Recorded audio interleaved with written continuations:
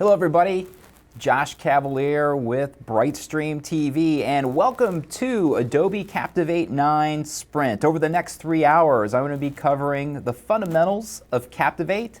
So let's go ahead and jump right in. I want to go ahead and just give you a quick overview as far as what we're going to be covering here today in this sprint. Now, a sprint is where I take you through the beginning all the way to the end of a Captivate 9 project. And so I'm going to paint some broad brushstrokes here as far as what I'm going to be covering over the next 3 hours. We're going to go ahead and just talk about getting started and what you need here as far as a successful online class. Setting the structure, so how to go in and build out your first Captivate file. Setting the theme. So once we go in and build the structure, we're going to go in and take a look at how to make this thing look fantastic. We'll build out individual pages, and this is really where the rubber hits the road as far as the types of content that you're going to put into Captivate. And then finally, we got to get this thing out the door, so we're going to get in and talk about publishing. All right, so go ahead and download those files. We got a button right down below me here, and you can start downloading the student files so you can follow right along step by step, and that's what it's all about. So if I were you, go ahead and take a moment and go ahead and grab those student files and get those ready to go if you're following me hands-on here today. All right, very good. So without further ado, let's go ahead and get into Captivate, and we're going to kick things off. So here we are in Adobe Captivate 9. Let me give you a little bit of background on Captivate. Captivate has been in the industry for years as one of those reliable tools to create fantastic e-learning content. It started out as a screen capture tool and now has evolved into a real sledgehammer of an e-learning development tool, allowing you to create any kind of e-learning content you can think of. Here in Captivate 9, when we open up the program, you can see the types of projects that are available. And let me go ahead and just give you a quick overview as far as what we're seeing here in the splash screen. The different types of projects that we can create in Captivate include a responsive project, and in today's e-learning environment, most folks are moving away from Flash, going to HTML5, and responsive project is going to take care of you there. Again, the cornerstone of Captivate, software simulation. When you want to do screen capturing, this is going to be your go-to method. Video demo, that's for full screen video recording. From PowerPoint, this is one of the workflows we're going to take a close look at here today, because I know that most of you, when you're looking at creating Captivate content, you're taking it from prior content, probably from a stand-up training event, and you want to go ahead and make it electronic. So that is one of the workflows we'll explore here today. Brand new in Captivate 9 is Adobe Captivate Draft. This allows you to use an iPad app to prepare your content remotely on that device, save it up to Creative Cloud, bring it down, and get your project going in Captivate. And then finally, blank project. Nothing at all inside that project. You're starting from scratch, and that's going to go ahead and really be a starting point for if you want to create a theme or if you just want to mess around inside the Captivate environment. Let's go ahead and bounce back over here to recent. So I don't have any recent files in here, but as you work inside of Captivate, you will see recent files appear here. And as I go through this program and we go back into the splash screen, you'll see those recent files appear. And finally, far off here in the upper right-hand corner, you can see we got some great examples in here. So we have some sample files, and as I scroll through, you can see that we have awesome training videos that are tucked right inside here in the Captivate environment. So if there's something that you don't remember, you can just jump right on in here and watch one of those videos. Let's go back and select New. All right, so before we go ahead and get rolling with this project, I first want to go in and review these student files with you. Now, hopefully by now, you've taken the time and downloaded those student files, got them unzipped, and you're ready to rock. So let's go ahead and take a look at those student files. All right, so I'm in the Captivate 9 Sprint directory, and you can see that I have 4 lessons that I'm going to be covering today. Inside Lesson 1, we have a PowerPoint file that we will be inserting into the Captivate environment, and also I have a storyboard that we're going to reference. All right, now let's go ahead and take a look at Lesson 2.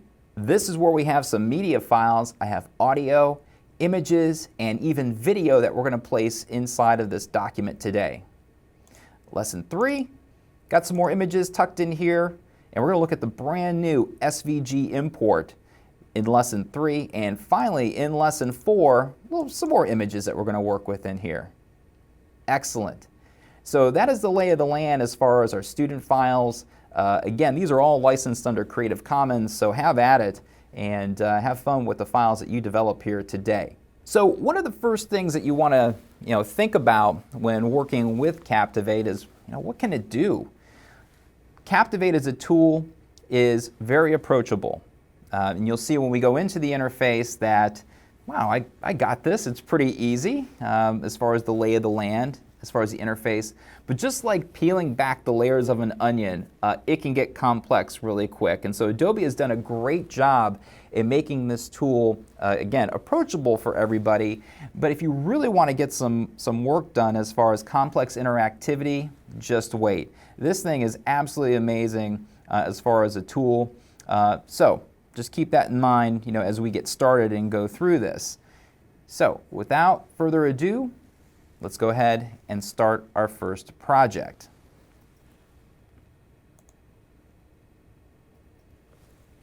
To begin, I want to go in and look at the storyboard and give you a little bit of background as far as the project that we're going to create today. So if you're still getting those student files set, go ahead and get those squared off here. I'm going to look at the storyboard. All right.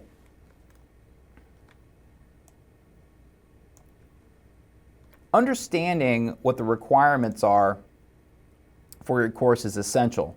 And as you begin to become familiar with Captivate, you understand the capabilities. Instructionally, you'll be able to take advantage of those features and easily put together content throughout your whole entire course. So if we take a look at the storyboard, you can see that I have it set up to where we have a slide type, I have some copy, and I have some programmer notes. This is very simple. You don't have to make your storyboards complex. It's a great way of going in and organizing your content and figuring out, well, I have to go and acquire a video, an image, I need to get this text reviewed, keep it organized. So as I scroll through, you can see that we have a title slide, learning objectives, we're going to do a video overview, we have something brand new in Captivate 9, a knowledge check. We have a few topic slides, an interaction where we're going to introduce multi-state objects. It's going to be exciting. I can't wait to show you that. Brand new in Captivate 9. Another knowledge check. Another topic slide. We got an interaction that we're going to build here with some tabs. Keep going. We got our final quiz at the end and then some resources for our students at the end. So that is the whole entire document. And that's what we're going to be building here today. The start of this file is going to be a PowerPoint deck. So let's go back to the splash page in Captivate and talk about how we're going to build and start this file. So back here at the splash screen, you can see that we have a lot of options. And again, if you've never been involved with Captivate before, it can be a little daunting. Where do I start? Most people will play it safe and go with a blank project. That is not what we're going to do here today, because I know that for most of you, you're going to be starting off in PowerPoint. So let me go ahead and give you a little bit of background as far as that particular workflow. Yes, tons of content in PowerPoint. So what does that mean in regards to bringing it into the Captivate environment? Well, no fear. your PPTX files and PPT files will come in just fine. Also, it'll convert over to Flash and HTML5. You put an animation in there, it's going to come right over. And you're going to see that here in just a moment. So, if you want to start building the structure of your course in PowerPoint, hey, that's just fine. At least it's a tool that you might be comfortable with from the get-go, and you can expedite the content creation process by just starting out with PowerPoint. Now, we're going to keep it simple here today, and I have 2 slides, not much, 2 slides, but it's going to be a quick import, and you'll see the whole entire process. Also, I do want to go ahead and show you the process for going in and editing a PowerPoint slide. So if you have PowerPoint loaded, hey, you're good to go. Let's go ahead and take a look at importing PowerPoint into Captivate. So from the splash screen, let's go ahead and select from PowerPoint. We'll go down and click Create. It's now looking for my PowerPoint deck, so I'll navigate to my files. And if you would, let's go into Lesson 1. The file is Springhouse Orientation PPTX. I get a little preview of it right here. And we're going to be doing some employee orientation today. Let's go ahead and hit Open. The Convert Microsoft PowerPoint Presentations dialog box appears, and there's a lot going on here. Let me break down for you the different sections of the screen. First, up at the top, I see this little caution area, High Fidelity Import. High Fidelity is going to allow you to take complex animations, smart art, and bring it all into the Captivate environment. So if you've incorporated that into your PowerPoint presentation, go for it. We have the name of our project, Springhouse Orientation, the width and the height. Now, I used a high definition or 16:9 aspect ratio PowerPoint deck, and Captivate is understanding that right here. Please be mindful that when you create this, this is the size of your Captivate movie. Your users will need to consume this at that resolution. So make sure that you perform an audience and delivery system analysis. You understand exactly how your users are consuming the content, do a prototype, validate the screen size, and make sure they can just see everything. So I'm just going to keep it at 1280 by 720. Again, that's the low-end HD resolution. Under Slide Preview, this is where we can determine which slides are incorporated into our Captivate file. You can see that I have both included. That's pretty easy. There's just 2 there. Now what if you have 50? Don't worry. You can go in and slide through all the slides here, pick the ones that you want, and then move forward. You can see that we have Select All and Clear All. Again, that comes in handy when you have tons of slides to work with. Advanced Slide. The default is on mouse click. This means that the slides are interactive, and when you click on them in the Captivate environment, that will advance the slide. Now, for what we're working on today, I'm simply going to select Automatically. This means that the slide will continue on its own after a certain duration of time. Again, I want high fidelity. I want those animations coming in. We do want this file linked. This is a fantastic workflow. Let me take a moment and talk about the linked capability. So when you link your PowerPoint file, any changes that occur to that external file will come into the Captivate environment. If you have a coworker that's working on that PowerPoint deck, they make a change, you will be notified in Captivate through a panel called the Library panel. And we'll take a look at that workflow in just a moment. So I prefer them linked. If they're not linked, then that PowerPoint deck is going to be embedded in your Captivate file. And there's some advantages to doing that, but today we're going to take a look at the linked workflow. All right, so it's going to be linked. And for the slide duration, we're just going to leave that unchecked, and let's click OK. So PowerPoint opens up in the background. Captivate is doing its thing. There we go. All right, so now we're in the Captivate environment. I can see the PowerPoint deck has been brought in. I can see my slide, and we're ready to get started. So in this next section, I'm going to go in and give you an overview of the interface. And at first glance, hey, it's pretty easy. There's not much going on here, which is wonderful because it's a great way to start.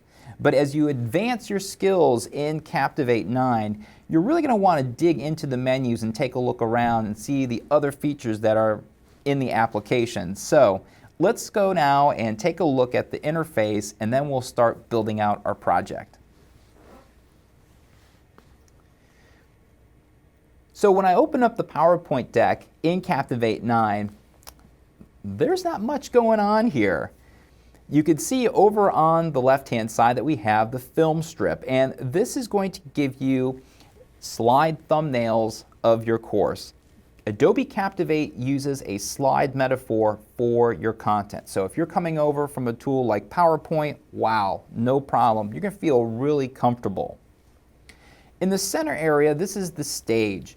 And the stage is really where the rubber hits the road. This is where you're going to coordinate all your content, interactions, video, quiz questions, you name it, everything is going to appear here. Now, one of the first things that you want to learn about the stage in Captivate is controlling the view. I'm working at an HD resolution, but I can't see the whole entire slide. And when you're developing in Captivate, definitely a disadvantage. I do recommend a second monitor if you're working. That's going to help you out tremendously, but in this case I'm just working on a single monitor. Let's go ahead and go up to the top bar, the menu bar, and I see this value 100. That is the current zoom resolution. Let's hit the down arrow, and I'm going to select this option right here, best fit. Now you can see that I can go in and zoom completely out by selecting 50% zoom. I can zoom way in by selecting 200, but I really want to choose best fit. I love best fit. Best fit is going to give you everything that's occurring on the slide. You can see the whole entire contents. Awesome. When I'm developing, I typically am working in best fit. Some other panels to talk about. In the far upper right-hand corner, there are two icons just kind of hanging out here by themselves, the library and properties. The library is going to give us all the content that is part of this Captivate movie. So you can see that currently I have a background, not much going on there, and I have a presentation, that PowerPoint deck. There it is. Also, remember that linked conversation we had? I'm seeing the green dot right here. That thing is in sync and it's linked up.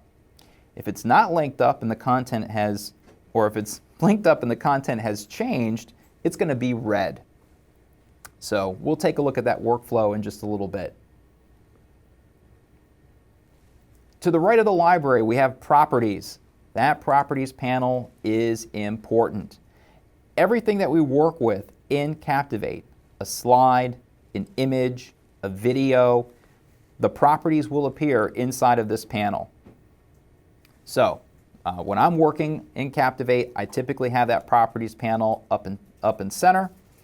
Next to the properties panel, you can see that we have timing. Captivate uses time. And right here you can see that the slide duration is currently 3 seconds. Now, one of the other panels that we need to talk about, it's tucked all the way down here at the bottom. That is the timeline. If you would, take your cursor and just click once on the timeline.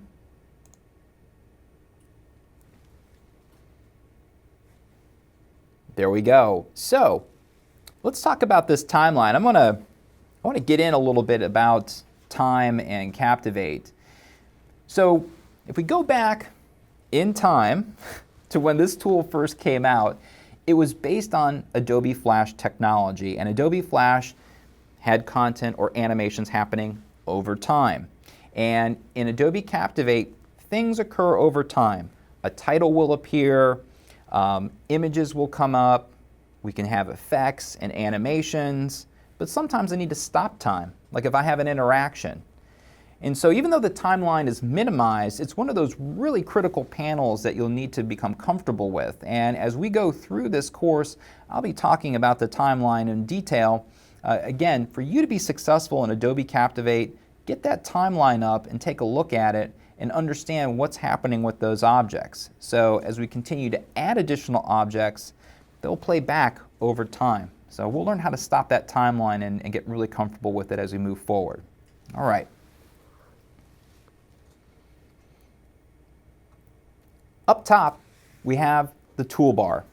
These big, fat icons across the top are going to give you a majority of the functionality that you need here in Captivate. Let's quickly go over those. If you want to incorporate a new slide, we have a slides drop down right here, and those are all of our slide types here in Captivate 9. If you want to modify the theme, you can do a theme right here. We have text objects, we have shapes, different types of objects, including interactions like rollovers. We have very specific interactions drop down where we can incorporate buttons, drag and drop interactions, learning interactions, and click boxes. Media, oh yeah, this is a media composition tool. So we have all kinds of different media types that are in here. When I'm ready to record my audio, we have a record button. I can record audio to a slide or an object. I can save my work, preview our work, publish it, and something that's brand new in Captivate 9, Assets, which is going to give me access to thousands of assets, including characters, templates, games. Across the top, we have our regular menu. Now, I'm not going to get into the specifics of this, but occasionally we'll need to go into that menu, specifically when we're working with video or audio, working with quiz questions, and so on. So again, as we go through this training, we'll learn more about those menu items. But again, it's, common. File save, for instance. Hey, that reminds me, now would be a good time to go ahead and save our file. We've gotten this far, I don't want to lose my work. So if you would, you can either go under File Save right here, or just use your big toolbar across the top. Let's go ahead and hit Save. And I'm going to go ahead and place this into my Sprint folder, right on the root, Springhouse Orientation. Hey, where did it get that name? Got the name from the PowerPoint file. Remember when we imported that in? Yeah, that's right. So it grabbed that name.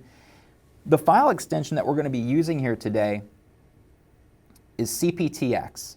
So that is your development file.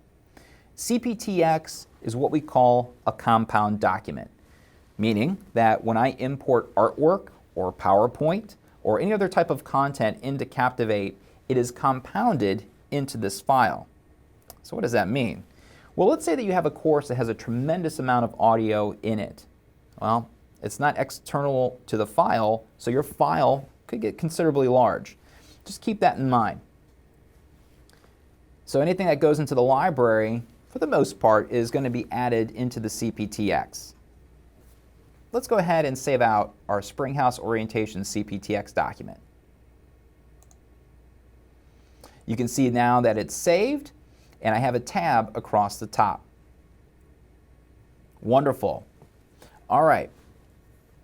So we just completed importing in from PowerPoint. I gave you a quick tour of the interface, and now I want to go in and talk about blocking out your project. We have this storyboard that has a game plan for us, and you can take the strategy of working on one slide at a time, but I'm going to take you on a different path.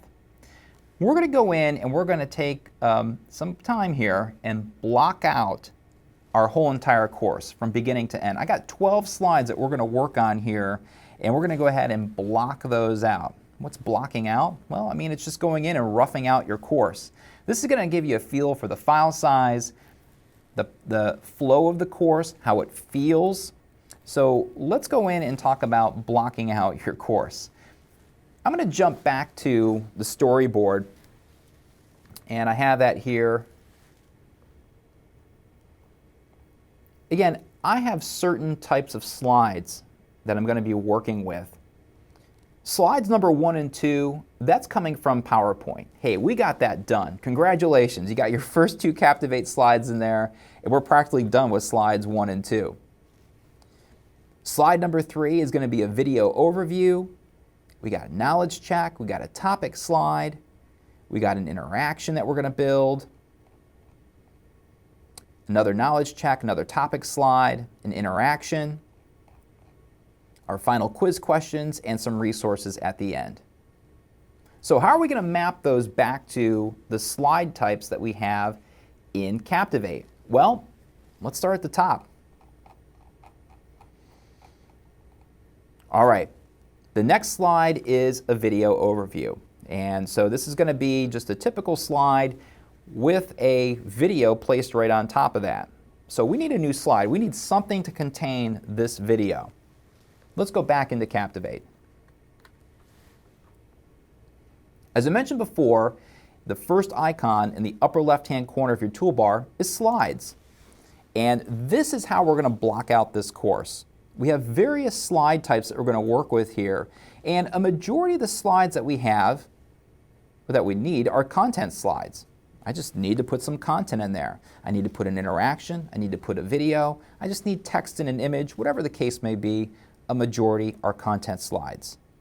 I talked about knowledge checks. This is brand new in Captivate 9. This is going to give you the ability to create a quiz question that's not tracked. How about that? At the end of my course, I have questions I'm going to place in there. Everything else that you see as far as a blank slide, software simulation, video demo, PowerPoint slide, we won't need those here today. So it's really those big three: a content slide, a knowledge check slide, and a question slide. Let's go ahead and begin blocking out our course by selecting a content slide. Now, if you remember from our storyboard, we're going to go ahead and get Chef Tim in here talking about Springhouse Restaurant in this employee orientation. So let's select content slide. Here's my content slide. Ugh, there's nothing going on. We need to jazz this thing up. All right, well, I'm going to go ahead and take a moment, go over to Properties. One of the other features that we have in Adobe Captivate is Master Slides. Master Slides contain layouts. Now, this is a blank layout, not very exciting. I need something that's going to be able to hold a video. Let's go over to the Properties panel. Let's go ahead and click the drop down. And wow, look at that. We have all kinds of different slides that we can use here. And I really am looking for just a content slide.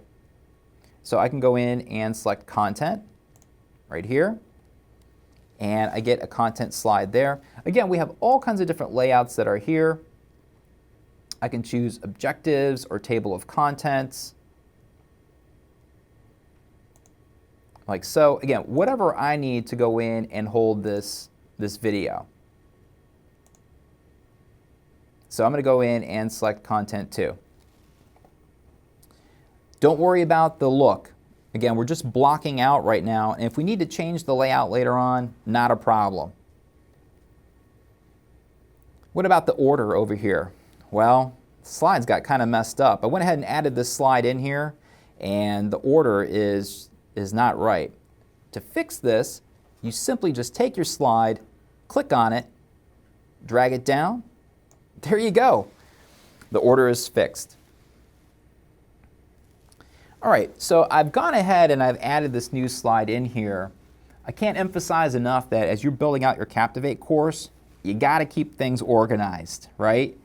And so we're going to take a look at naming our slides, and you can name them directly from the storyboard, but keep things organized, because you know that during these projects that something's going to happen, like people adding content or removing content. And if you don't name your slides, it can get really confusing. Nothing's worse than deleting a few slides and the order gets mixed up and you can't map it back to your storyboard, right? So we want to avoid that. So let's go in and take a look at naming our slides.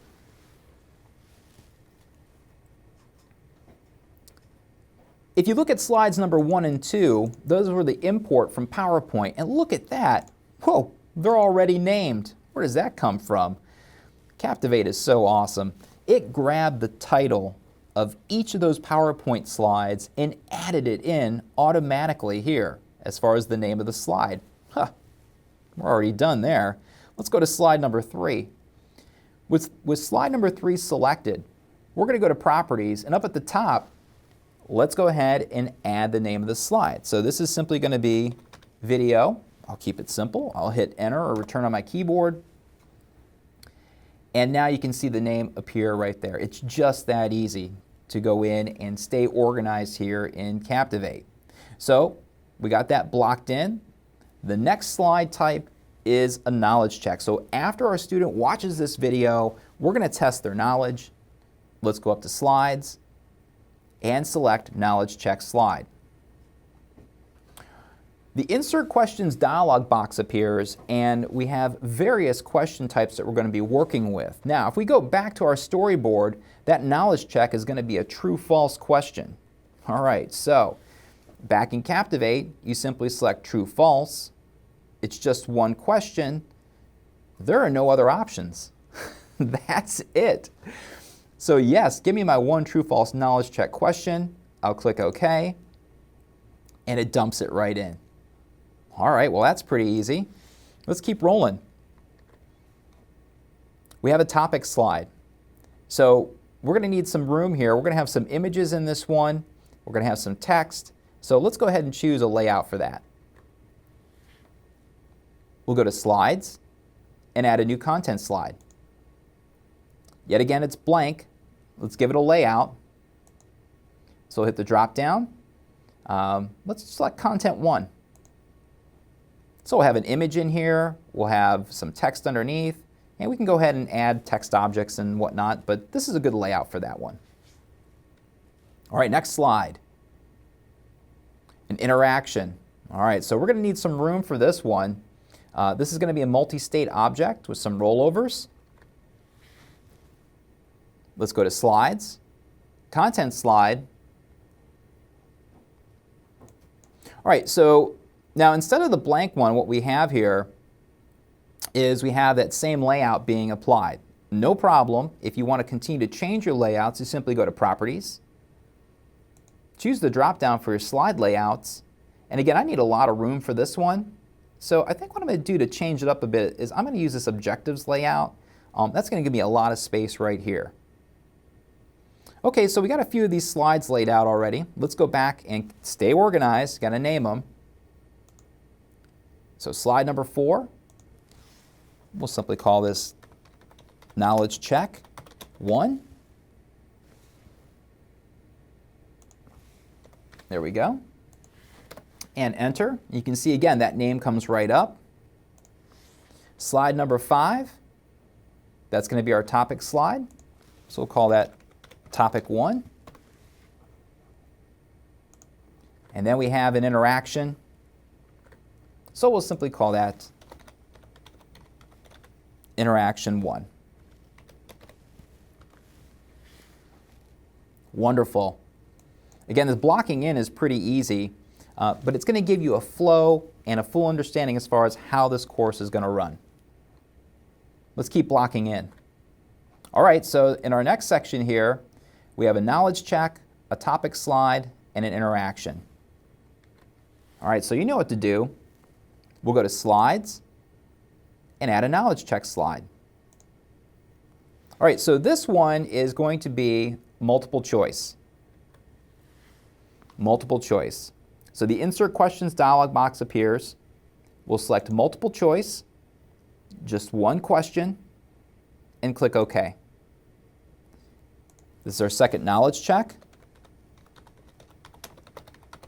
That's knowledge check 2. Did the same thing. There we go. And enter. Now one thing I do want to point out as far as these knowledge check questions is if you look at the slide thumbnails in the film strip, notice that there is a little graduation cap right there. Isn't that great? So you'll be able to understand the difference between a knowledge check slide and a regular quiz question slide by that little icon. That's pretty cool. Excellent. Next one. Let's keep rolling here. Topic slide and then an interaction. We'll go to Slides, Content Slide, Properties, and let's pick a layout. I'm going to use this table of contents layout here, and this is going to be Topic 2. We have an interaction to put in here. So let's go to slides. And again, we want another content slide. Notice that Captivate picks up on the prior layout. I'll change it up. And I'll use this objectives once again. Again, it's entirely up to you the layout that you want to use. Get a feel for the types of content that's going in. I know we haven't put anything in here yet, so we can always change it later on. And this is going to be our interaction. Almost done. Stay with me. All right. So we have a quiz at the end, 2 quiz questions, 1 true, false, 1 multiple choice, and then we have a resources page at the end of our course. So let's plug those in. We'll go to slides and choose question slide. In this, we're going to choose multiple choice and true, false. I need 1 of each. This is wonderful.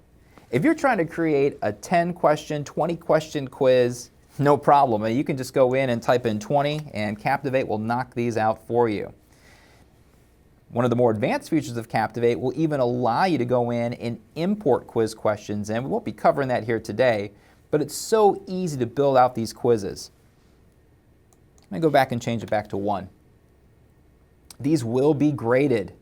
The other options that we have in here include survey, if you're just collecting data, or pre-test, if you want to go ahead and check the user's knowledge at the beginning of the course and then use it to display different types of content or take them on a different path. But today we will only use graded questions.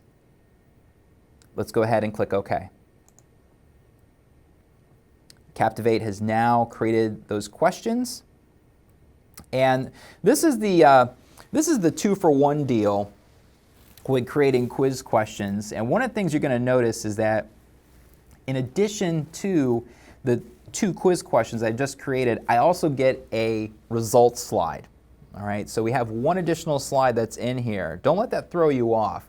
The results slide is a great way for the student to understand exactly what has happened with the quiz, and it's just part of it. Now it's optional. You don't have to have it in there. And for what we're doing today, we'll go ahead and we'll keep it in. All right, so I'm going to keep that results slide in there, even though it's not part of our storyboard, just to give the students some additional feedback as far as the results of the quiz. Okay, so just keep that in mind.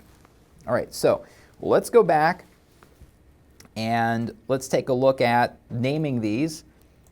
I'm simply going to go ahead and name the first one Q1 and the second one Q2.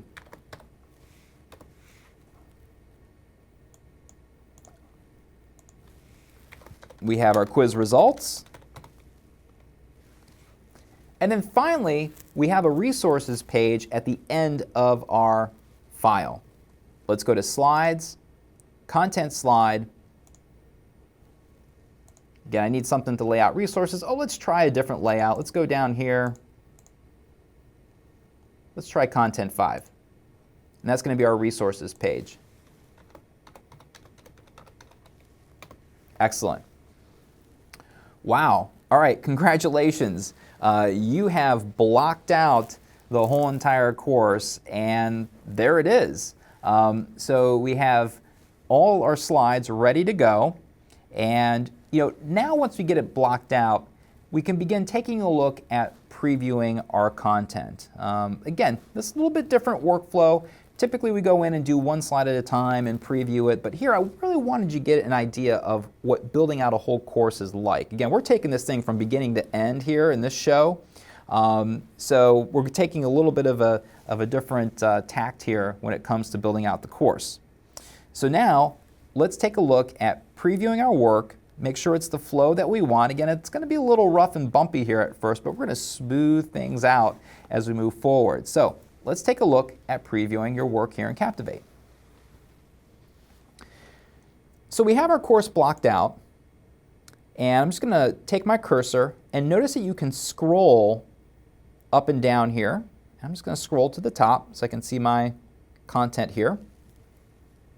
We want to take a look at our course and preview our file. Up at the top, we have the preview button here on the toolbar. Let's go ahead and hit the drop down.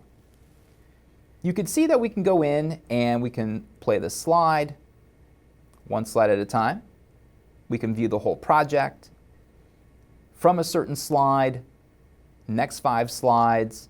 You can play the whole project in your browser. That's going to be Flash preview. You can go in and preview the whole project HTML5 in a browser.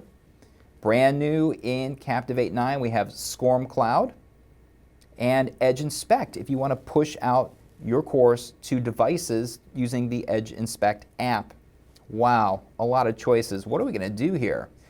Well, we're going to simply go ahead and take a look at our whole project. This is going to produce the project locally and bring it up so we can take a look at it. Let's go ahead and click on Preview Project. Captivate's generating those slides, saving out the file, and here's the course. Now, again, I am currently working at the native resolution of 1280 by 720. And so not everything is exactly fitting inside the screen. That's not a problem though, because I can still just scroll down and take a look at my content. But you can see here I have my first knowledge check question. And let me just go back. You can see that this is a live preview, so I can go back. That's what the user would experience. There's my animation coming from PowerPoint. Awesome. Look at that. Wow, that's beautiful. There's our video slide. We get our knowledge check. I'll select it, hit submit. So again, just take a moment and look at the flow of the course. Again, nothing to write home about here, again, because we're just roughing this in, but it's the start. Another knowledge check. Again, some more content. Add some interactions in here. We get to the end, now we're on our quiz, and we get some feedback here.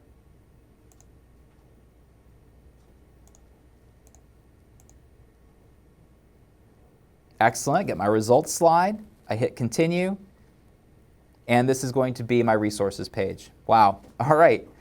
So once you've completed previewing your course, you can simply go ahead and click on this little icon right here for End. And that closes out of the preview. All right, now would be a good time to go ahead and save our work. Now, one little tip I want to show you here as far as saving. Notice that the tab that contains our course, Springhouse Orientation, CPTX, look at off the end there. You see a little asterisk? That asterisk means that the file has not been saved. I love that because I can just glance up there and go, oh man, I better save this file. So watch what happens at a little asterisk when you take your cursor and let's click Save. The asterisk goes away. Now, one thing that has always confused me is, and this is just kind of funny, why do we still have a floppy disk for a save icon? I have no idea. I know that when I go out and I teach Captivate, some folks don't even know what that is. Isn't that crazy? So I think it's just kind of funny that we've used the save icon. There it is, still a floppy disk. So anyways, that's just kind of fun stuff that's still part of Captivate, is that old floppy disk there. All right, so we saved our work. Now I want to go in and talk to you about this next section. Once we block out the course, you got to take a look at the theme and the look. Now we've brought in the Springhouse theme, and it has this wonderful, green brand associated with it, with the logo and the PowerPoint background. I want to go ahead and incorporate that into Captivate. So how are we going to do that? Well, in the next section, we're going to take a look at modifying the theme and modifying the theme colors to get everything in alignment as far as a look. All right, so let's go ahead and take a look at modifying your theme. In Captivate, let's go to the second icon from the left-hand side, Themes, and let's hit the drop-down. You can see here in Captivate 9 that we have all kinds of various themes. If you take your cursor and hover over the themes, you can see that we get names like Smart, Simple, Poise, Suave, Vibrant. These are great. I'm going to go ahead and click and scroll up. blank, chic, classy, fresh, clear, clean.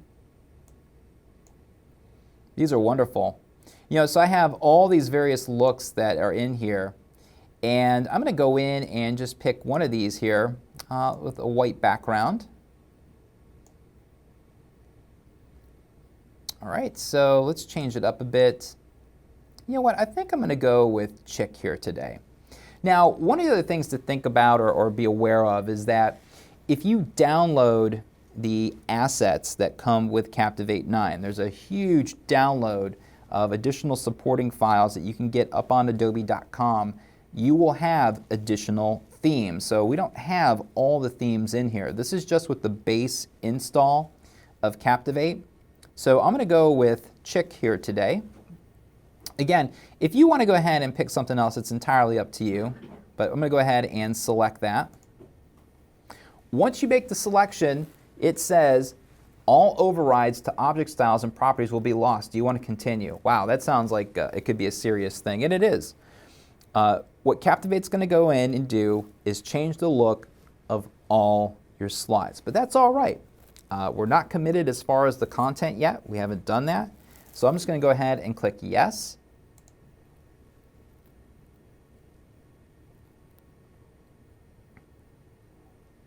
And we have our new layouts that are in here.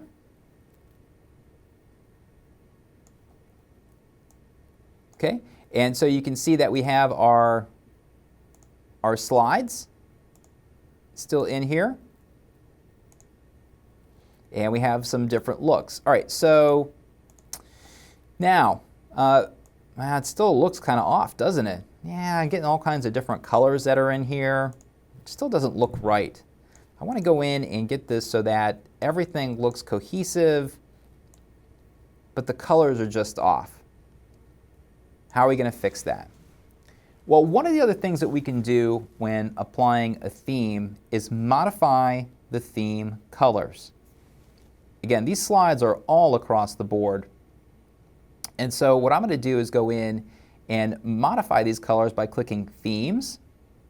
And look at that right there. Tucked inside of that drop-down is Theme Colors.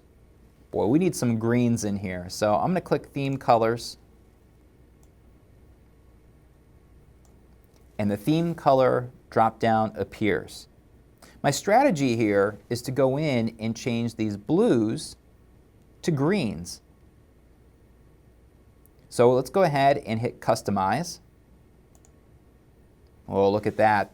So we now can go in and choose our text color, the different skin colors, which is going to represent the background, and even the stroke of objects. Let's start with text. So we're going to go in and modify the text color to be a dark gray. So I'm going to choose a dark gray right there. As far as the skin, hey, I can roll with that green. That's fine with skin number 1. Let's now go ahead and start using darker shades of green. So for stroke, we'll add that green there. For skin 2, we'll get a little bit darker. And for skin 3, let's go real dark on that green right there. And now we have all greens. I'm going to go ahead and click Save. Hit Close. Let's take a look. All right, so here's our PowerPoint deck. And if I go in and take a look at the associated slides, all right. Isn't that great? So now I've gone ahead and taken those branded colors and extended them all the way across. Now they're not exactly perfect, but it's a good start. And if you wanted to go ahead and take the time and put specific RGB values or hex colors in there, you can do that. But for what we're doing here today, hey, this looks great. All right, excellent. So we've now taken the time and we have blocked out our course, and then we have applied our theme. And you can see that things are really starting to come together. At this point, we're going to go in and we'll save our work, and then we'll start working on those individual slides. We're going to work on a few slides probably for about another 10 or 20 minutes or so. We'll take a little break and we'll come back and work on the rest of those slides here in the show. So just again, trying to give you an idea as far as where we're headed. Again, this is looking great. I hope your course is looking great also as you build this out. So let's go ahead and let's now work on our individual slides. Before we get started, let's go in and save our work. So we'll go up to the main toolbar across the top and let's hit save.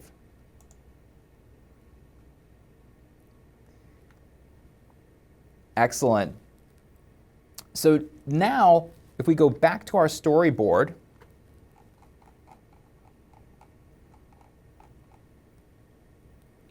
the next slide that we're going to take a look at is this video of Chef Tim. All right, so let's take a look at our programming notes. It says display Chef Tim video, let viewer control the video. Okay, we got to keep that in mind as we build this slide out. Back to slide 3 we go. When I take a look at the objects on the screen, it says double click to add title. Type to add caption text here. Well, I know I have a title. This is going to be the video overview. So let's double click that title and simply type in video overview. That's pretty easy. Captivate with this placeholder allows us to quickly add content in here. Now if I look down below, we have these 3 placeholders right here. That's just not going to work. We have to go in and place some video in here. So if you would, take a moment, let's select each of those placeholders and let's delete them. You can grab a placeholder, hit delete on your keyboard. Captivate is going to alert you. Are you sure you want to delete this? Yeah, I'm sure. Let's go ahead and click OK. And let's delete these out.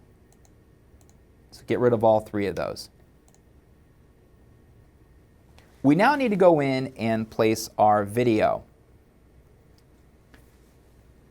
We'll go to Media and select Video. All right, so the Insert Video dialog box appears and we have a choice to make. Event video, multi-slide synchronized video. Let's talk about that for a moment. So in the Captivate environment, again, we need to decide how are we going to work with this video. Now, event-based video is independent of the timeline. Remember that timeline? I told you it was important. And this is one of those times that we really have to think about the timeline. And in the timeline in Captivate, things occur over time. But in this case, I really want the user to be able to go ahead and control the video on their own. And the easiest way to do that is use event video. That's going to be independent of the timeline, and they're going to get a little control bar, watch the video in its entirety at their own pace. It'll be perfect. Now there are other times where I want to go in and I want to do a little bit more with the video as a developer. This is going to be multi-slide synchronized video. Now this is beyond the scope of today's class, and we'll probably be covering that in other classes. But multi-slide synchronized video is going to allow you to add interactivity with the video. It's great for scenario-based video when you want to start and stop the video, or even put overlays on top of the video. So there's some really interesting things there. But for today, we're going to be using event video. So we already have it selected. Let's go ahead and continue through the panel. So here we have event video. Where is that video file? Well, it's on the computer. Let's go out and get it.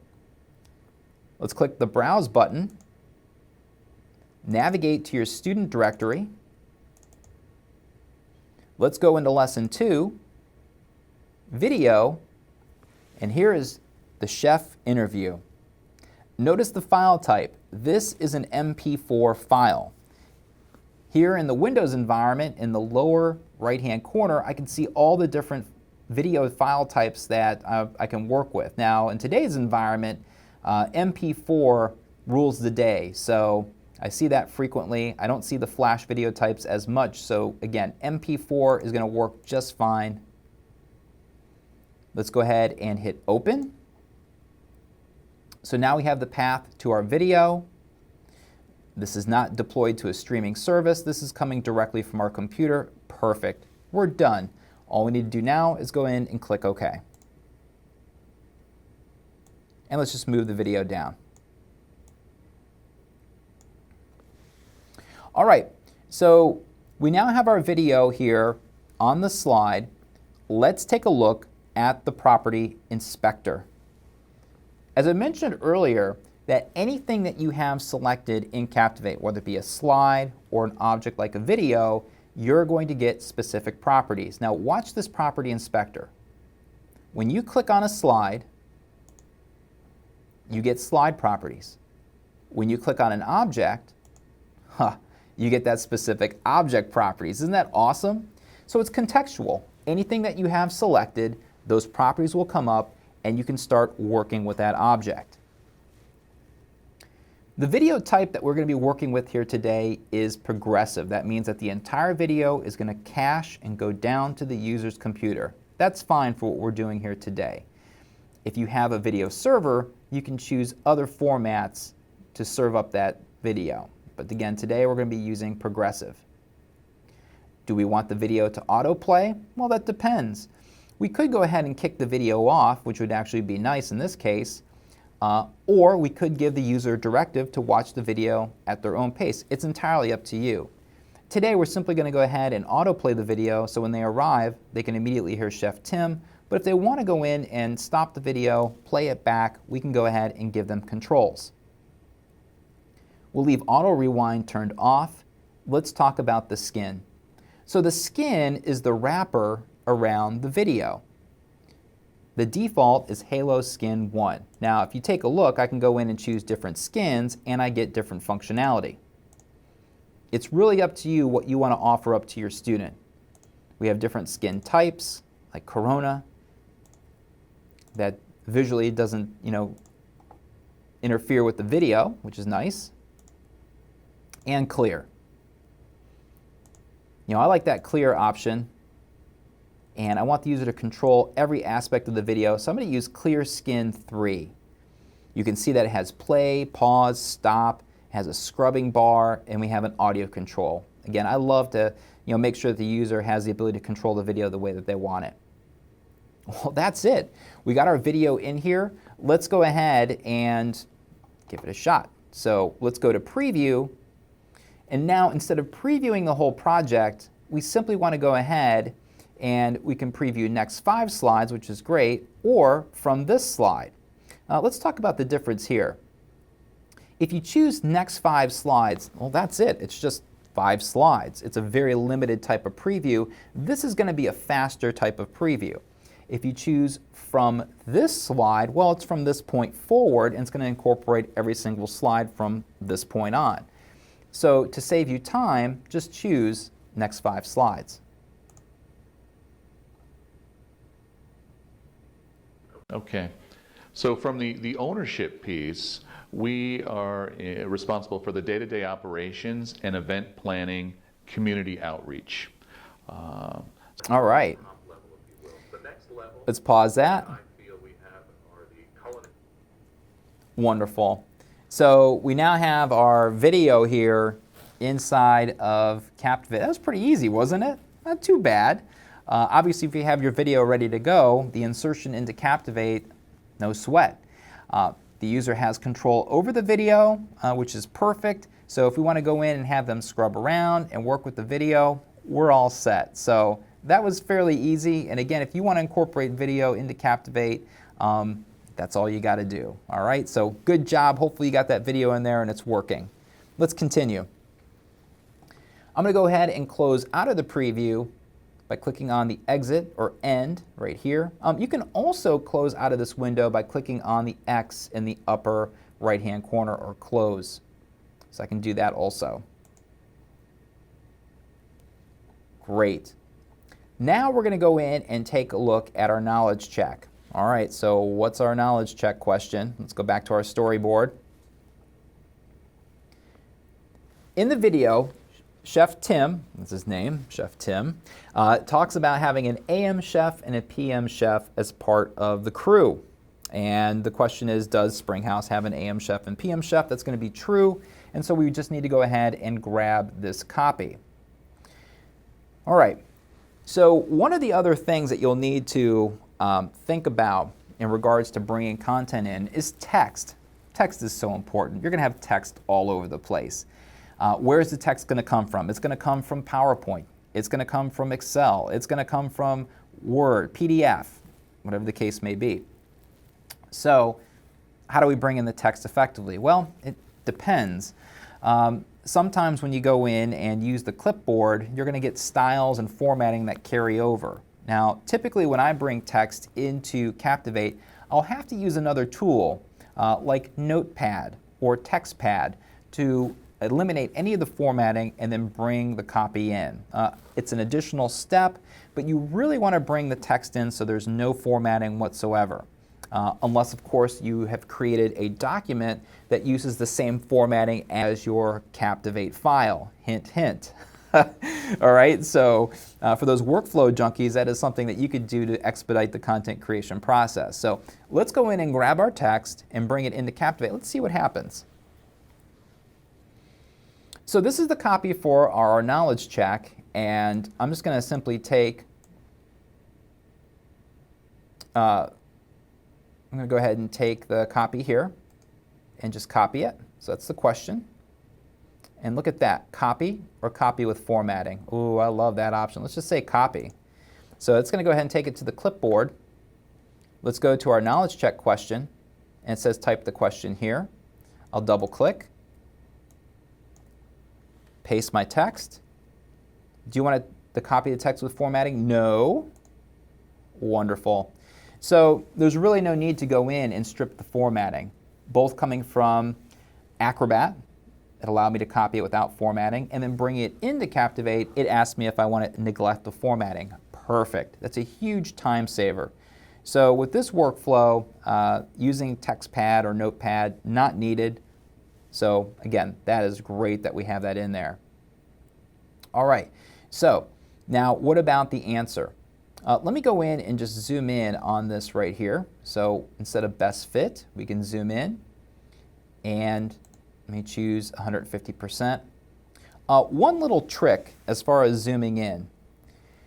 If you want to zoom in on a specific object, make sure you have that object selected. If there is no object selected, like so, and you just choose the zoom option, it immediately zooms to the upper left-hand corner, and it will always orient itself to the upper left-hand corner.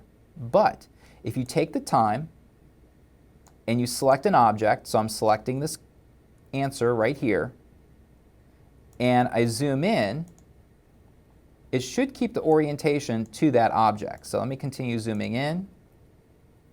I think it's because the file is so big.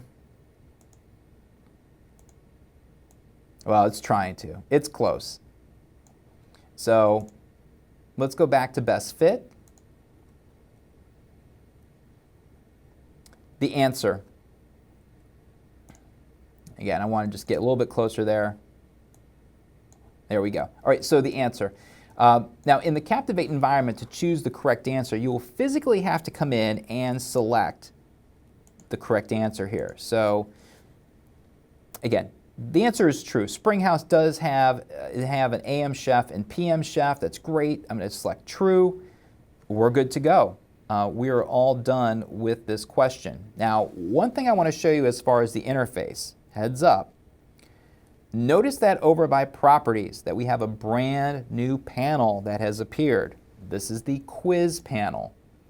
Now we're going to get into the quiz panel later on when we get into our quiz questions, but this panel is going to be important for going in and making modifications to the programming of the specific quiz question. Again, we're going to hold off on it right now, but I want you to be aware that it has appeared because we're working with either a knowledge check question or eventually a quiz question. All right, let's go back to best fit. Well, all right, we got our knowledge check question in there. Let's continue moving forward.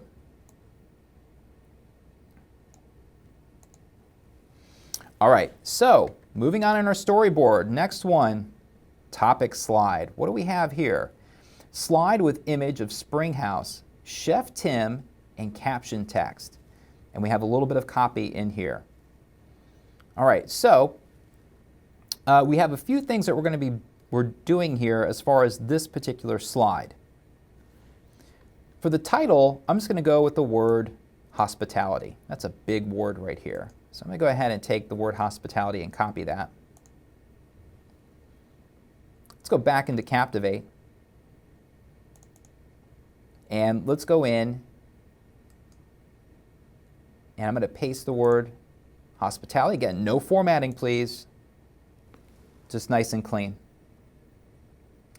Now, in this particular layout, I have some image placeholders in here, and I also have some text caption placeholders. Now, we're not going to need everything in here.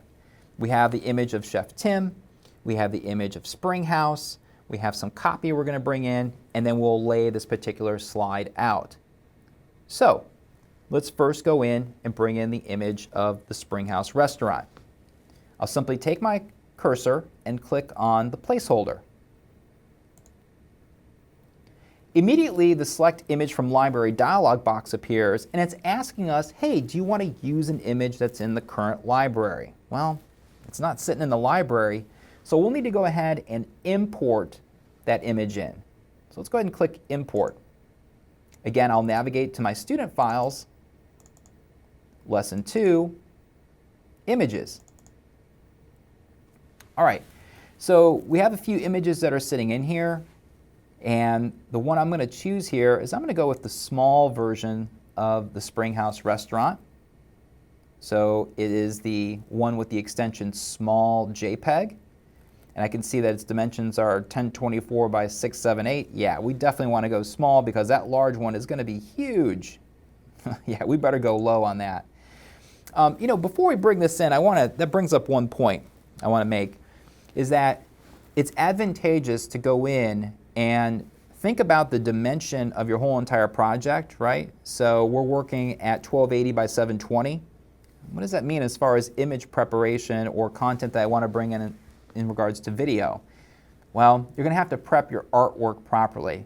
I don't want you guys going in and bringing in a large image from a digital camera and then scaling it down. The CPTX document size is going to get huge, really a disadvantage. So if you have image editing tools like, let's say, Adobe Photoshop, go in and prep your images so that they are scaled down before you bring them into an image composition or an e-learning composition tool like Adobe Captivate 9. Again, this is going to save you a tremendous amount of time and headaches down the line. So if you don't have an image editing application, go and grab one, or a video editing application, get one of those too. All right, so let's go ahead and continue. I have my image selected. Let's hit open. Ooh, boy, that just doesn't look good. What happened? When we use an image placeholder, Captivate is assuming that the image that we bring in is going to be the exact dimension, and it's not. So what are we going to do with that? Well, lucky for us, now that we have this image in here, if we go to the Properties panel, we can reset to original size. Wow, that's really going to come in handy. So yeah, the aspect ratio is off because we placed it inside of this image placeholder. So let's go ahead and click on Reset to Original Size. Wow, that's still off the mark. It's way off the slide, and I need to go in and make an adjustment to it. So let's take a look at ways to doing that. Now, if I'm looking for a specific dimension, I can go in and click Options. And down below, we have our X and Y location. I'm fine with that for right now. We have our width and our height. That's what I want to modify. I want to maintain or constrain the proportions, and I need to think about the height. Well, you know, I know the height of my document is 720 pixels, so let's go ahead and knock this down to, let's say, 400. Oh, perfect. That's great. So the images come in, and we see it taking up this area right here. Let's keep it as it is right now. All right, let's bring in Chef Tim. So I'm going to go ahead and use this other image placeholder right here. Let's click on the image placeholder. Chef Tim is currently not in our library. We need to import him in. Let's click Import. There's Chef Tim. Look at happy. That is a PNG file. The different file types that we can bring in as far as images obviously include JPEG, PNG, and look at all the others that will also be acceptable in here. So a lot of options, but your three major ones again are JPEG, GIF, and PNG. Let's hit open. Oh boy. Looks like he's been eating too much of the food. So, I think he's been helping himself in the kitchen too much there. Yeah, his orientation or the aspect ratio is off for him, and we need to make a modification. Again, back in the Properties panel, Options subpanel, we can go in and we can start messing around this way, but you know, that's going to take a lot of going back and forth with. And you'd have to turn off constraint proportions. Now, what I recommend is going back over to Properties, Style, Reset to Original Size. That's going to give you the proper aspect ratio, and then you can take it from there. So let's click it, Reset to Original Size. Whoa, that's huge. No problem. We know all about that Options subpanel. So let's go back to the Options subpanel. Yeah, height 3200. That is way off the screen. So we need to go ahead and modify the height. Again, I'm going to choose 400 and hit enter. And there he is, back on our screen. All right, so one of the things I can do in regards to modifying the image size is also working directly with the image. Now, you'll notice that if I click on a corner point and just start dragging, yeah, that is not going to work, right? So I want to undo that by going under Edit, and I can undo that modification. To change the size, what I want to do is hold down my Shift key, click on a corner, and drag. And that will constrain your proportions. And I really want to bring his size up so he fills that area right in there. We'll just move him off to the right-hand side. Okay, so we have our picture, we have our image of Chef Tim, and now we need to go in and use this hospitality text. Now, there's going to be a couple different ways that we can do this. We can use a caption in here, but no, this really doesn't going to look that good. We want to incorporate here a shape. But before we do that, we need to clear off these additional objects. If you would, take a moment and let's click on each of these objects. We're going to hit delete and just clear them off. Again, if you use these layouts, you may have additional objects in there, and that's fine. We'll just clear them out. Excellent. We're now ready to place our final object in here, Chef Tim talking about hospitality. And for that, we're going to use a shape. Over in your toolbar, let's go ahead and click the Shapes drop down, and you can see that we have some great callouts right here. I'm going to go ahead and use an oval callout. Let's go ahead and click it. And I get a crosshair. This is your shape drawing tool. Once that crosshair is up, you can click, hold down your mouse, don't let go, start dragging, and look at that. The shape is going to be established. So I can always change this after the fact, but I'm going to try to get it approximately half his height or so and release. And now we have the shape appearing in here. What can we do as far as modification? Well, the first thing I see is the pointer off the shape with a little yellow dot. Check this out. You can click on that little yellow dot and you can start dragging the yellow dot around and modifying the orientation of the call out. I love that. That's perfect. Now what about the color? Just like I mentioned before, anytime that you want to modify an object in Captivate, go to the Properties panel. It will spell it out for you. So I go to Properties, and as I look down way at the bottom here, oh, there it is, Fill. So I can go ahead and click the drop down for Fill. You know, I want to use white. I need some definition around that. So we're going to go ahead and scroll down. My stroke, we'll make it a dark gray. And if I want to increase the width a little bit, I can do that. Let's take it back down to 3. Oh, that's looking pretty good. All right, so Chef Tim now has a call out, and we need to take some text and put it inside there. Let's go back to our storyboard and grab that copy. So we're going to go ahead and click and drag. Let's grab the copy.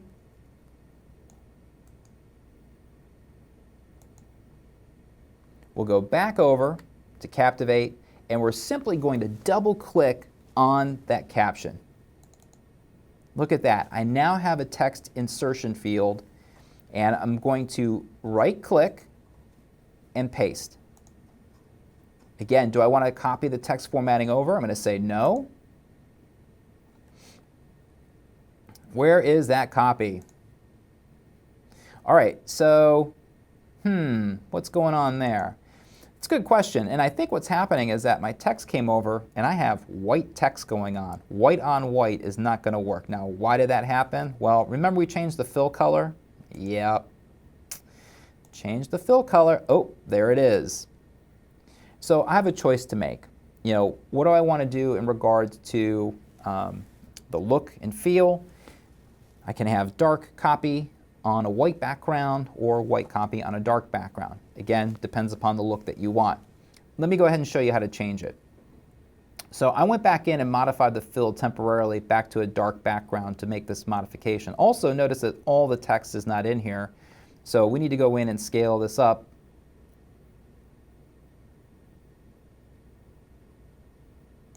And make a slight modification for viewing all the text. There, I can see it all now. All right, so we need to go in and modify the text. So I'm just going to go ahead and double click, click and drag, and highlight that text. All right, so if we scroll down, we get more information in here about the text. I can see the font, I get the font size, and so on. We're only worried about the color. So I can go in and modify the color, and I can use a dark color here, like so. I will now go ahead and scroll back up, modify the fill, and take it back to white. And there we go. We have our nice clean caption with our text in there. Now again, as far as the formatting, it's entirely up to you. I don't know if having that much text centered is really going to be legible, so you may want to go in and modify that. And if you go into the character section by simply scrolling down, you can go ahead and use a align left, and that's going to be a little bit easier to read, and you can go in and make modifications like so. All right, that looks good for now. Awesome. Well, wonderful. You got your next slide done. That's our first topic slide. Let's go ahead and take a look at it by selecting Preview. And let's preview next 5 slides.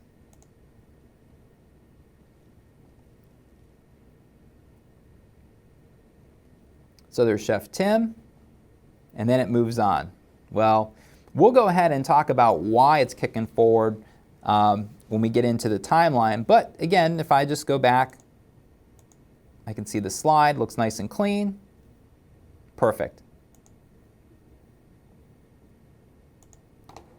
And let's close out of the preview. This course is really starting to come together. We're now going to go ahead and take our break. Now, when we come back on the other side of break, we're going to go ahead and build out the rest of these slides, and then we're going to publish and get this project done.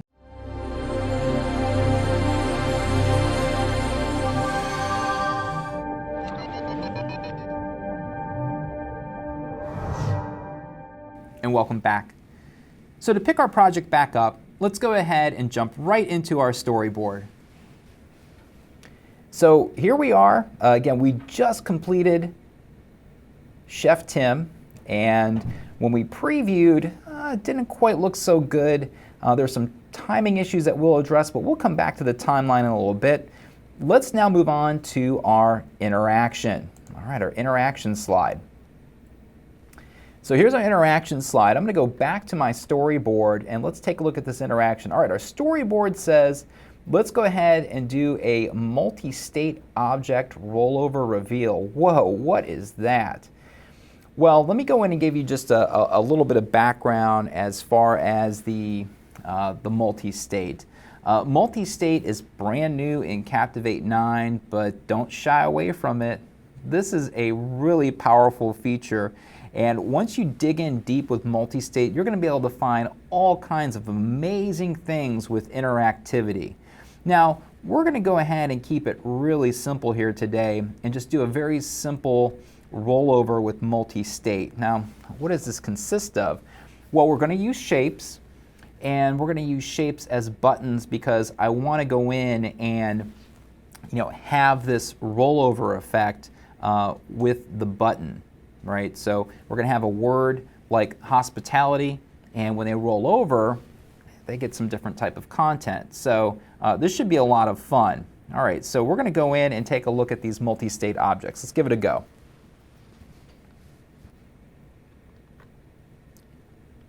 All right, so our title. How do we define? Let's go ahead and grab that copy and add it to our title here. Again, no formatting, I'll just say no. And now we can go in and take a look at these existing objects. Now, what we have here are placeholders. We're not going to be working with placeholders, so let's get those out of here. We just love the layout, but we don't need those objects. Let's delete them. So I'm just going to go ahead and take these. Now, you can hold down the Shift key if you want to do a multi-select like that and get them all and hit delete. Delete the items, click OK, and away they go. All right, a nice clean area right in here. And for now, let me go ahead and drop down the timeline, and we can drop that down simply by double-clicking and get that down.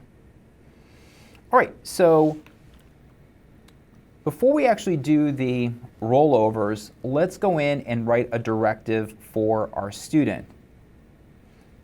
How do we insert text into Captivate? Good question. Well, I bet it has something to do with this text object up here, this icon. Let's go ahead and click the drop down for text, and we can see that we can go in and use a simple text caption.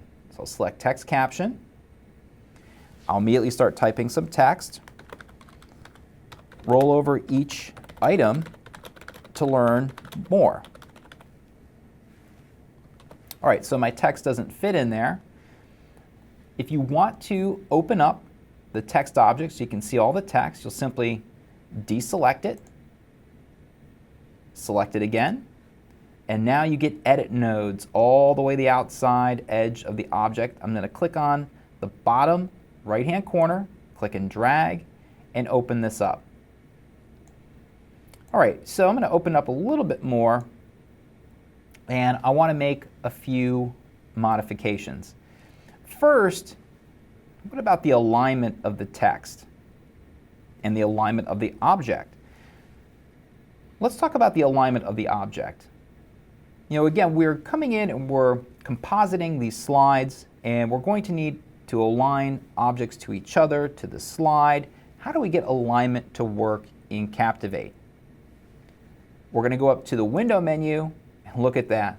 The first option off the window menu. You can't forget it. It's always there for you, align. Let's go ahead and select it. Now, immediately above our toolbar, you'll notice that we get these alignment icons. They're mostly deselected. That's because I only have one object to work with. When I select the object, I can click on center horizontally, and look at that. It moves it to the center of the screen. I'm going to go ahead and just move that up slightly. And as I move it up, look at that. I get this nice little line, this nice little green line coming in, letting me know that I am now centered on the screen. Oh, that's perfect. If I want to center that text within the text caption, I simply go to my properties, down to character, and we center the text. As far as the copy, if I need to beef up that copy a little bit, I can go ahead and modify the font size. Let's go up to 24. That looks good. Roll over each item to learn more. All right, so now we want to go in and create this interaction where the user is going to roll over each of these keywords to reveal additional information. And to do this, we're going to simply go in and start using shapes. So let's go ahead and click the drop down for shape. And I'm going to go ahead and use a rounded rectangle here today. Let's go ahead and click. I'm going to go ahead and click and drag and establish this shape. All right, so now to start this off, I simply have to go ahead and grab my copy. Let's go back to our storyboard and use our cursor here and grab the word hospitality. So let me grab that. Go back over to Captivate, double click, and paste. Now for pasting here, I can right click and paste or use the keyboard shortcut Control V, or if you're on a Mac, Command V. Again, no formatting, and we have hospitality. We can worry about the text formatting later on. We have our object, we have our copy. Hey, we're good to go for right now. All right, so now what about the interactivity here? So, what I want to do is go in and I can actually go in and use this object as a button right here. And once we go in and use the button, you can see that we have different actions, and we have options that are in here. And I can make it look different as far as the whole entire look.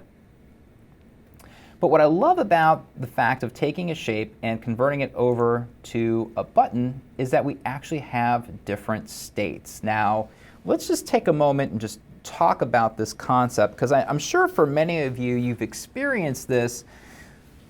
But what is a state? So a state is a visual representation of an object that can change based upon the user interaction. For instance, if I roll over something, I can change the way an object looks. Or if I take my cursor and push down, or on a tablet, if I tap with my finger, I can go ahead and make it look different. Now, if we want to extend that concept even further through programming, there's all kinds of different things that we can do with the state. Like I can take an object and drag it across, drop it, change the look or the state of an object programmatically based upon a variable, and what the variable value is. I can change the state of an object. I mean, it can go on and on. But today we're only concerned about the user taking their cursor and rolling over for desktop implementation and modifying the copy with the simple rollover act. So again, just think of a state as a visual change of the object that we can have occur programmatically within the Captivate environment. All right, let's go ahead and knock this out. So I now want to go ahead and modify the object state and choose rollover. All right, so one of the few things that we get here with a rollover is the state view. Let's click State View. Captivate flashed up for me, letting me know that I'm in the state view. Now, what happened to the film strip? Where did that go? Don't worry, it's still there. We are in a special editing mode that is specific to states. Take a look at the left-hand side. Here it says Object State. And we have a normal state, we have a rollover state, and we have a down state. This is all pre-built into this object. I'm concerned about the rollover state and what the user is going to see upon rollover. Down, not concerned about here today. We only want to focus in on the rollover. So, what do we want to have happen on rollover? We need different copy. Let's go back to our storyboard. Let's grab our copy. Come on, bullet point. There we go. We'll copy that. We'll come back over to Captivate. I'm going to go ahead and double click, paste, Control V or Command V, no formatting, and we get our content appearing inside here. Now obviously, we're going to have to change the formatting to get all this to fit.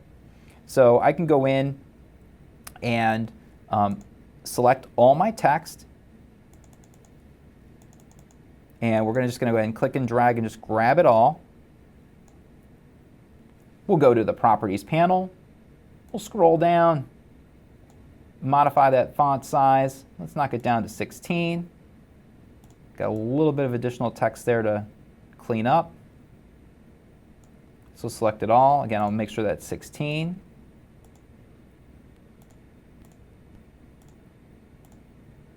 There we go.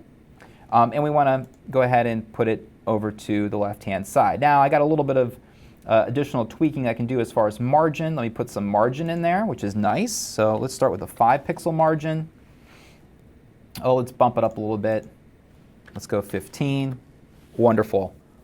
That's looking great. Now, obviously, we can go in and modify the formatting and change the size of the object. But for right now, hey, this is great. We just really want to go in and block this in, make sure that it's working properly, and we can change the formatting later on.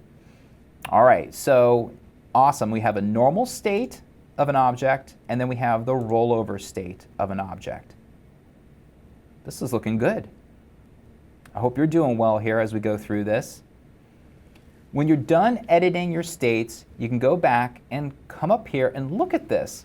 We now have a brand new icon that has appeared. Exit state. So I'm going to go ahead and click exit state, and I'm out of that state. And now I want to go ahead and preview this. So I'm going to go ahead and select preview, next 5 slides. Now I'm going to have to do this quick and roll over. Look at that. Oh man, that is perfect. I love that. So we now have this awesome rollover here, and again, it's a great way to go in and do a reveal interaction for the student, and it's really not that much work.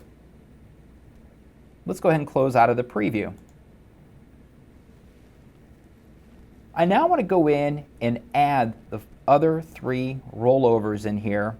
So we'll go in, and I'm going to copy this object and paste it. Now, there's a couple different ways that we can handle that. We can go up to Edit, Copy, Edit, Paste. All right, that's one way of doing it. Another way of doing it is with your keyboard shortcuts. So you'll notice that we do have keyboard shortcuts up here. Control-C, Control-V. I'm sure for many of you, that is old hat, but we'll go ahead and we'll knock it out again. Now here's one final one. I love this one. You can go in and you can hold down the Control key or the Command key on a Mac, hold it down, don't let go, and if you click the object, look what appears, duplicate item. We're going to go ahead and duplicate that item, move it over, and release. So many different ways of getting the objects in here. Now it's a matter of just going in and knocking out the text. So let's go ahead and start with the big copy first. We got service. Let's go ahead and grab our service. Let's copy it. We'll double click. We'll paste that in there. Next one is going to be remarkable. Oh, we just needed 3. I got so excited about copy and paste, I just went crazy with my objects. Not a problem. No, and we can get rid of this object here by selecting it and hitting delete. So we don't need 4, we just needed 3. I just got on a roll there. I couldn't stop copying and pasting. And let's go ahead and take a look at these 3 objects. All right, so we'll place them in the center here. Well, they're going to be off. They're not exactly centered together, and I need to go ahead and work on the alignment of these. Well, we just brought up that alignment panel. What a great time to revisit it with multiple objects as opposed to one. So I need to align these objects, and I'm first going to go in and get them all so they're aligned to the top. Now, watch what happens when we do a multiple select in the Captivate environment. If you take your cursor and you click on one of the objects, it has white edit nodes around it. Hold the Shift key down. Select the other 2 objects. Notice something different? Yeah, they got black edit nodes around them. What does that mean? The one with the white edit nodes is going to be our reference object for alignment. So if we decide to align top, it will look at the hospitality object right here and use that as the reference object. Let's give it a try. So I have all three objects selected. We'll go up to alignment, and I'd like to go ahead and align top. Let's select it. And look at that. They've now shifted down, aligning to this object that has the white nodes. That is awesome. What about the distance in between the objects? Well, it looks okay, but you know what? It's not perfect. So we now have this little feature here, distribute horizontally. This is going to set the objects equidistant from each other. So I'm going to select that. There we go. Hey, that's looking pretty good. So that's nice and clean. We have our directive in there. Let's preview it one last time. Oh, you know what? We forgot one thing. Yep. We have to edit the states. Not a problem. Let's go back to Service. Let's go to Properties and select the State View. All right, so we got our State View. We'll go to the Rollover, and we now need to get our new copy in there. Back to the storyboard we go. Let's talk about our service. So we'll grab that copy, get it in the clipboard, bring it on back over, and paste. Excellent. We'll exit the state. We'll go to our next object, State View. We want to edit the rollover state. Back to our storyboard we go. Let's grab those 4 bullet points. We'll copy them. Back over to Captivate. And paste. Hopefully. Oh, there we go. All right, great. Again, I'm not worried about the formatting just now. I'm really anxious to give this one a try. Let's exit the state, and let's give this slide a go. I'm going to hit Preview, and let's just preview next 5 slides.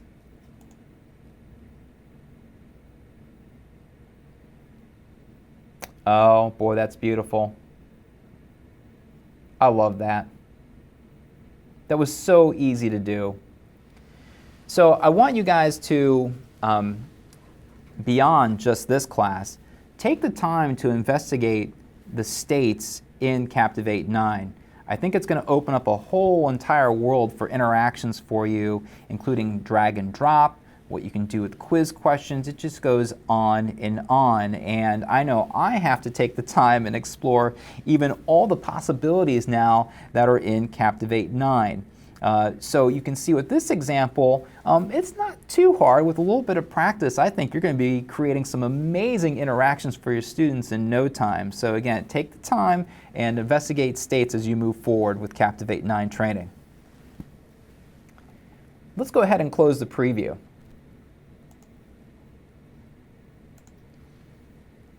Now we should go in and let's save our work. You're doing such a great job. I don't want you to lose any of it. So let's save our work here by clicking on the save icon.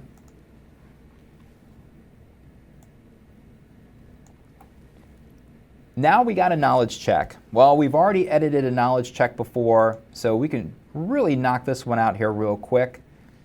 Let's go and back to our storyboard. This is going to be a multiple choice knowledge check.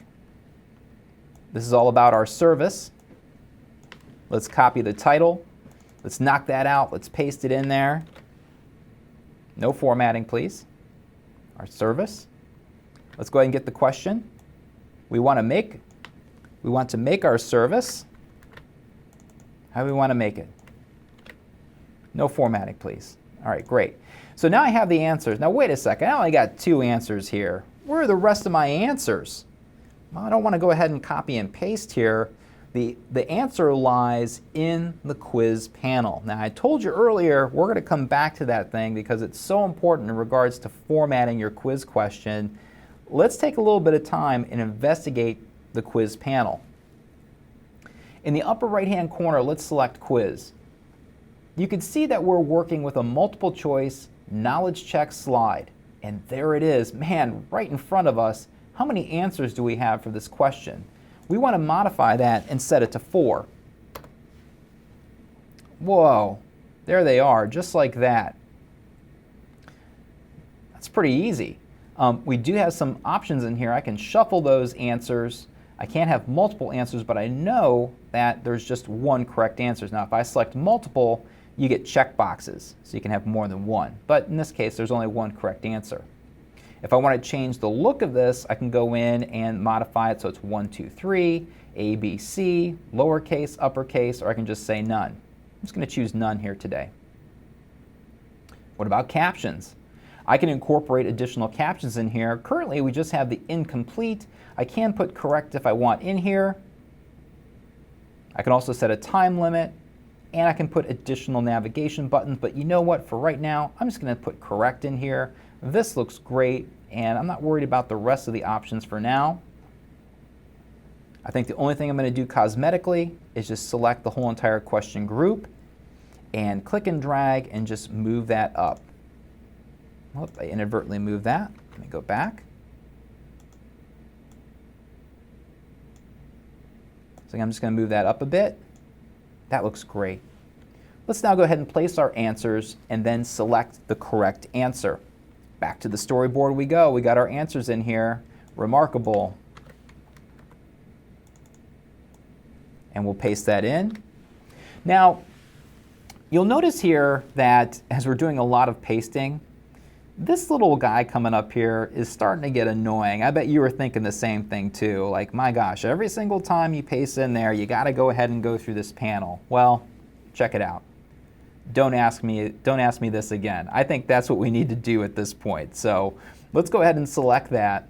Don't ask me this again. Now, if you do want these messages to come back up, you can go into the preferences in Captivate and modify it. But you know what? This is going to be great. It's going to speed things along for us. We understand the task. Let's go ahead and don't ask me this again and say yes. All right, so I'm going to go ahead and paste, hopefully. Let's go ahead and get back in the clipboard. Copy. And paste. And for some reason it doesn't want to paste. Well, that's interesting. I don't quite know what's going on there, but sometimes that happens. So let's go ahead and talk about that. You know, sometimes when we're working with Captivate and you get this type of functionality going on where I'm not grabbing stuff from the clipboard, it could be as easy as going in and saving your work, shutting down the app, and opening it back up again. That could resolve the issue. You know, again, during the time of going in and modifying that panel, something could have happened to the app. Don't know. But again, that's the reality of working with these tools. Little things like that occur. Now, I'm just going to go ahead and I'm going to roll the dice here and shut this app down and bring it back up, and let's see if the paste works. I hope it does. That's my inclination. But again, this is the reality of working with these applications where you get these little anomalies that happen. And so let's go ahead and give that a go. Hopefully you got it to work, because this is something very specific to my machine. But again, I want to work through this. So let me go ahead and let's save our work. I'm going to go ahead and shut down out of Captivate. So we'll shut it down. Let me go ahead and open it back up again. We'll get it going. Now, here's something that's awesome. So again, you know, you'll notice that on the splash screen that we have been working with this project, it comes up under recent. Fantastic. That's our current project. I'll hit open. I'll go down to the object that we're working with. Let's give it another go. I'll go ahead and select Remarkable, get it to copy. I'll paste. Okay, so it didn't work again. So why? Why is it not working? Well, it's at that point when I look at something like that, it's probably object specific. That's going to come up every now and then. I mean, we've been rolling through those shapes and getting everything to paste in. Well, you can't get lucky every single time. And in the Captivate architecture, you will come across objects every now and then, like these answers, where you get some type of activity like this. Not a big deal. I mean, I can go ahead and just key in the answers in here, but again, that's the reason why it happened. We gave it a shot, didn't correct the issue, but you just keep on marching forward here. So let's go ahead and let's type in our answers. So remarkable, and we got acceptable, approachable, and finally dependable. And I apologize for going back and forth. All right, so that looks good. Now we know that the correct answer is remarkable, so remember, you select the correct answer right here. And that's it. We got our knowledge check question. Again, a little bumpy there, but we got it all together. And let's go ahead and let's save our work. All right, moving on. Next slide. Topic slide. All right, so in this topic slide, I'm going to show you guys how to do what's called an SVG import. Now, this is a brand new feature here in Captivate 9. New image type, I'm going to talk about it here, and we're going to talk about the type of food that we serve here at Springhouse. So our food, fresh and local. All right, so let's go ahead and take a look at this process. So back we go, and let's go to the next slide. This is our next topic. So in this slide, we want to go in and import this object, this SVG artwork. Let's go to Media, and the first option is SVG. All right, so what is SVG? SVG stands for Scalable Vector Graphics. Now this format has been around for quite some time, but with the acceleration of HTML5 in the marketplace, you can see that there's other file formats that are out there that are going to be used to draw content to the screen, and SVG is just that. It's a markup language, but it's used to actually draw shapes and all kinds of cool stuff for you. And the tool that I recommend for creating SVG content is Adobe Illustrator. Now, Captivate is from Adobe and Illustrator is from Adobe, so what did they do? They married the two.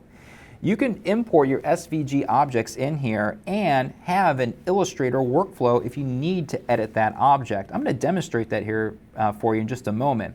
So let's now take a look at bringing in this SVG artwork. Okay, let's give it a shot here.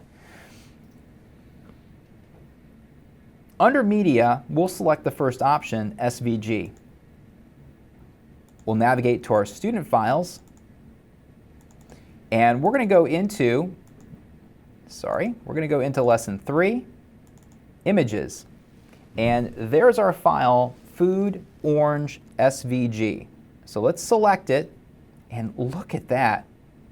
I told you it was markup code. Oh, but who wants code? Oh no, let's put it away.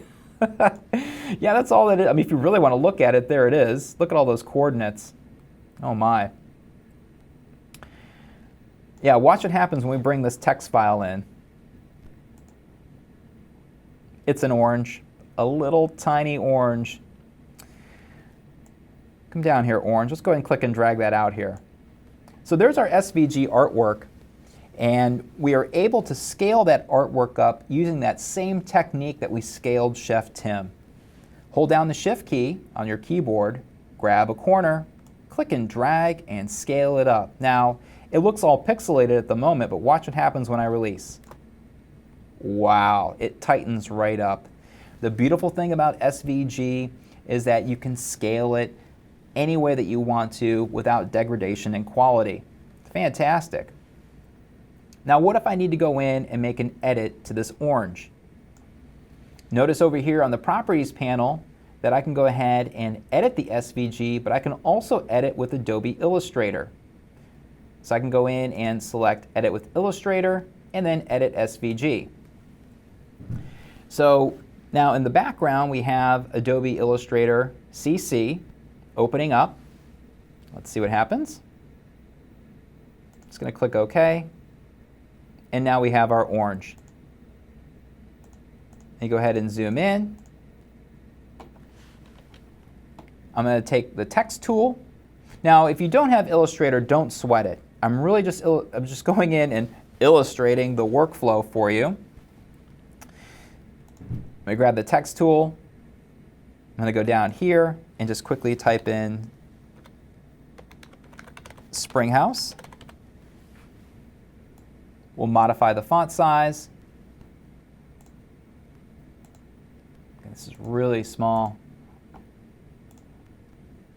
just going to put that right on the orange down here at the bottom. I'm going to save the work. I'm going to close out of Illustrator. Wow, look at that. What an amazing workflow. So if you are used to Adobe Illustrator, this SVG workflow, seamless. It just came back and automatically updated inside the Captivate environment. I absolutely love that. All right, let's see what else we're going to put on this slide. So we have the title, our food, fresh and local. Let's go ahead and grab that. I'll copy it. Double-click the title and paste. Wow. Okay. So again, I'm having a little bit issue with the clipboard. Don't know why that's happening, but that is now currently my state of affairs. No problem. Food, fresh and local. All right, we need to go in, and I actually have this other copy that's in here. Now, if I can't get this to work, well, I'm just going to go ahead and drop back and punt on this. So let me get the rest of this copy in here.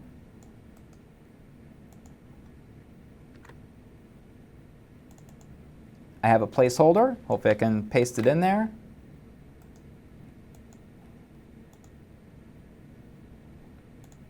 All right, so hey, no worries. What we're going to do is we're going to just keep rolling here without the copy. I think we've got it down as far as copy and paste, so we're just going to go ahead and put placeholders as far as the text, and we'll get the copy in there at another time. So I'm going to go ahead and delete these other captions. I don't need them. Again, I can shift select, grab those. Let's lay the slide out and get it ready. And move our orange over here. And then get our copy, our little placeholder in place right here. And I think we're good to go. Awesome. So again, at this point, we'll go in and forego all the copy. Again, you can place that in at a later time. I think we got it down. Let's go ahead and save our work. All right, next slide. Interaction time. Okay, so let's take a look at our interaction. Standards of conduct. Honesty, conduct, appearance. All right, and so what we're going to put together here is a tabs interaction. A tabs interaction. So let's go ahead and start blocking out this particular slide. All right, so again, we have standards of conduct, and I'll just key that in here real quick. We have an interaction. Now, where are we going to grab this interaction from? Well, the interactions drop down.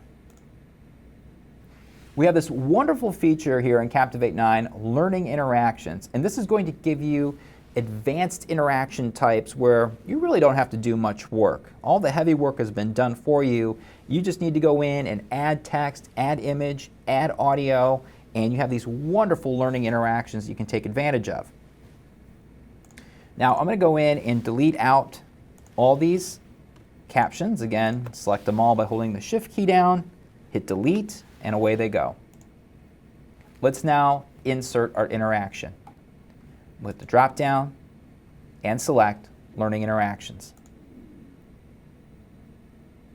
The Select Interaction dialog appears, and you can see that we have all of these interactions in here that are awesome. We got word search, glossary, got a wonderful certificate there. Bulletin, that's new in Captivate 9, and you can see it flagged. We have some games in here, a timer. It goes on and on. Jeopardy. Wow. So what am I going to pick? I know that in my storyboard that we had a simple reveal where it's just going to be tabs. So I'm going to scroll back up until I find tabs right there. There we go. Tabs of content. So I'm going to select tabs. Let's go down and click Insert.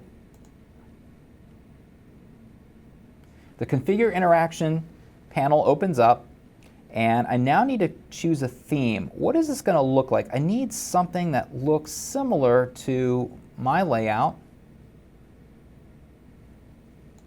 Oh, that looks close right there. So let me go ahead and choose that theme. Perfect.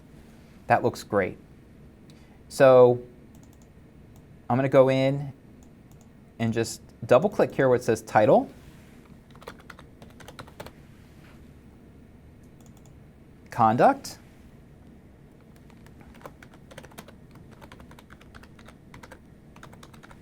Your responsibility. As you go in and edit this interaction, it's as simple as double-clicking the elements as part of the interaction and making modifications. If I go back to my storyboard, you can see that I have honesty, conduct, and appearance. I only have 3 different areas in here, but I have 4 buttons in here. So I need to go in and figure out, well, can I modify that? Can I change that? I know I can add a button in here, but look at that. If you double click the button, you can actually delete it. So I can hit delete and remove. All right, well, double click, delete, and now I have my 3. All right, so I have honesty, conduct, and appearance. We'll double click. I'm just going to roll the dice again here and just grab this and see if this works. Oh boy, lucky me. Look at that. So I can paste those in, and now I feel confident to go ahead and paste my content in there. So let's go ahead and grab that. I'll grab my paragraph, copy, double click, paste. Now you'll notice in this area that I can also add audio. I can do a voiceover, grab that, or an image that's 150 by 150 pixels. We also have the ability to move images right and left once you get them into the layout here. For this, I'm just going to go ahead and roll with text. Let's go ahead and grab each of the text, copy that, and paste.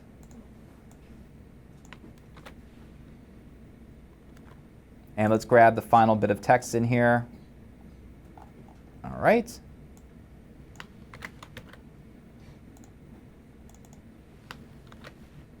Wonderful. Okay, so we now have our tab interaction right here. This looks great. A couple other things I want to mention to you.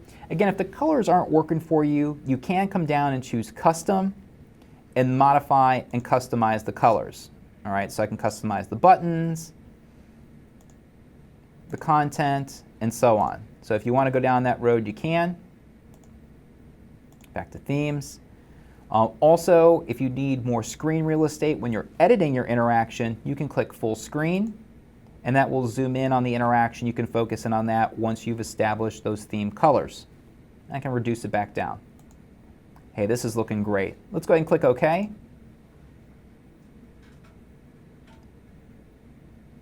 It's now updating, and we now have our interaction. So I'm going to go ahead and scale this down and get this in here.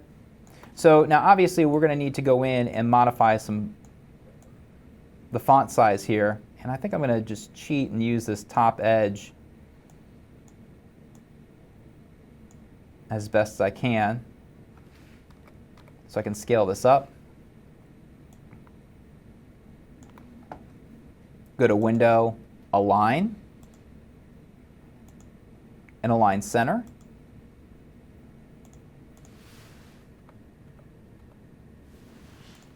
All right, and that's looking good. Again, as far as the font size, I would go in and change that. How do I change it? When you need to edit an interaction, simply double click, and you're back inside the interaction editor. Make your modification. So let's say I quickly want to go in and it looks like I can't change that font size there, so it is what it is. That's fine. But I bet you when we preview, it's going to look a little bit better than this. So let's go ahead and preview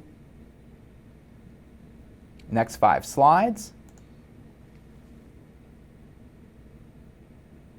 Yeah, there we go. It looks good. And it kicks forward automatically. I'll come back to why that's happening.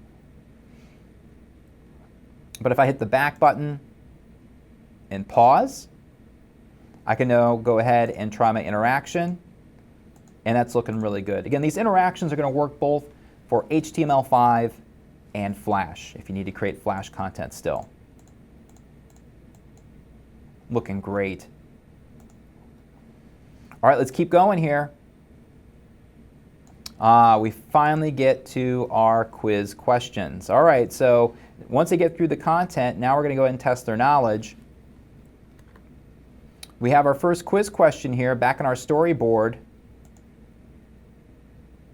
We have a true, false, and multiple choice. Well, looks like they got a little mixed up. No problem. We can go into the film strip and we can switch these around. So I'll click down here, true, false, drag it up. And we'll start with that question. We'll copy, and hopefully this works here for me. And no. So, all right. Again, having a little issue there, but no worries. I can always go in and key in that text later on.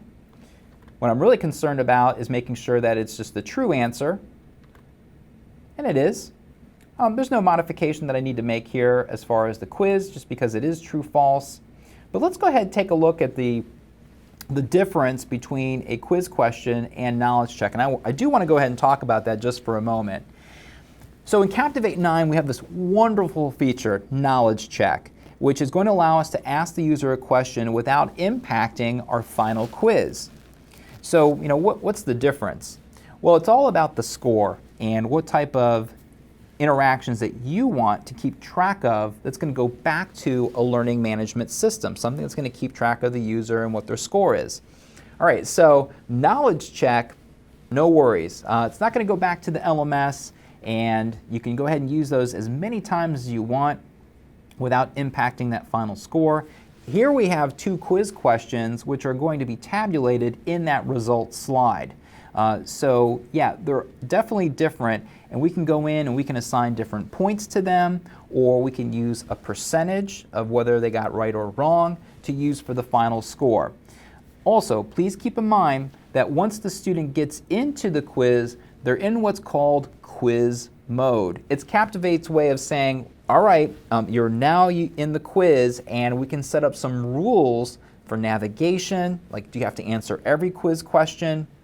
So just keep in mind that once you hit a quiz question, Captivate's in quiz mode. All right, let's edit these questions. I'm going to hold off on getting my text in there, but what I do want to point out is in the quiz panel that we can assign points.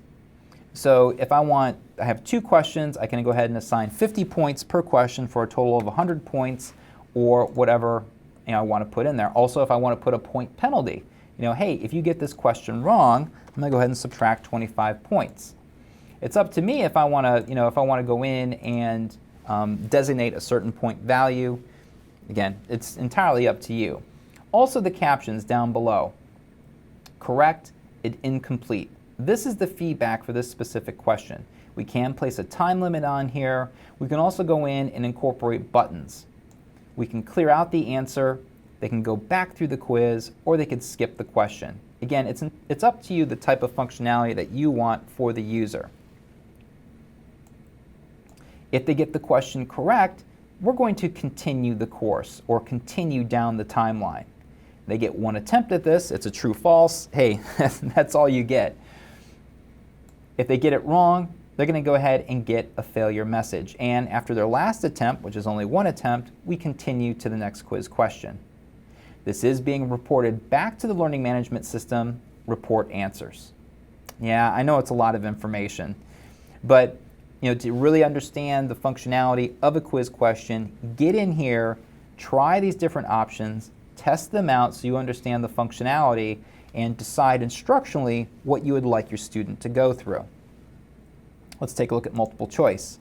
Again, I'm just going to pass putting the text in there, but I know that from my storyboard that I do have 4 answers and that the last one, all the above, is the correct answer. So let's at least put that in there.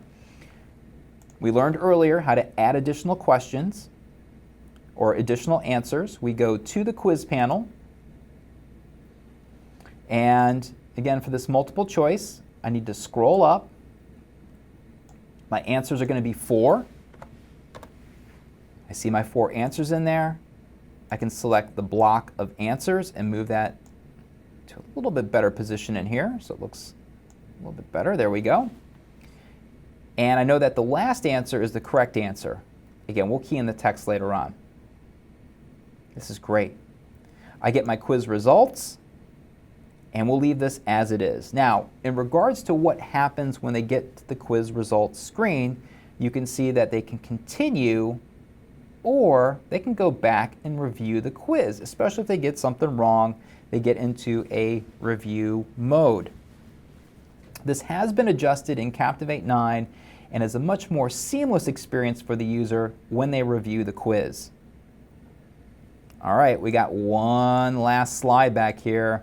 This is going to be our slide where we give the resources to the student.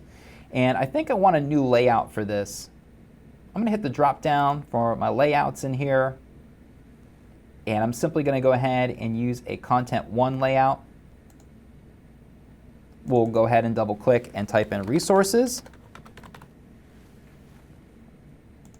And let's now talk about this particular layout. All right, so here we have the ability to go in and create for the user an area where they can get additional information. Now, what I want to show you here is how to create some interactions where you can add some hyperlinks. All right, so we have 2 links that we want to take the user to, and I'm going to show you how to create hyperlinks a couple different ways, because I know that's really popular. So we're going to knock out 2 hyperlinks here.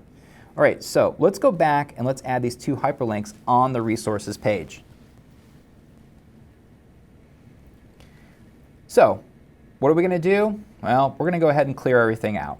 So if you would, go ahead and hold down the Shift key and let's select everything. So we do a multiple select. I'll simply hit delete and click OK. Now, what are we going to do for the resources? The first way we're going to get a resource to the student is to simply add a button. Under Interactions, let's go to Button and select it. So here's our button. I know it doesn't look like much, but we need to go in and modify this button. Let's go to the Properties panel and take a look at our options for this button. Let's go down to Style, and you see right here we have a drop-down that's going to give us a text button, a transparent button, or an image button. Let's choose Transparent Button. Transparent Button is going to give us a style button based upon the theme. This looks great. I have a caption, and for the caption, I'm just going to simply type in website. Website. And let's go ahead and center that on the screen using our alignment panel. We now want to go in and program this button. To program a button, you'll select Actions, On Success. When the user clicks the button, that will trigger the On Success action. Let's hit the drop down. Whoa, look at all those actions. Yeah, they can get pretty deep. There's a lot of functionality in here, but if I look through right there, open URL or file. This is going to allow the student to go out to a different website or open up a document like a PDF or any other type of document that you want to make accessible to them. So I'm going to open URL. And now I simply have to go in and type in the URL. I'm going to go back to my storyboard, and hopefully I can get this to work. We're simply going to go to springhousenc.com. So I will copy that and paste. All right, and we'll put a www in front of that. So there's my URL.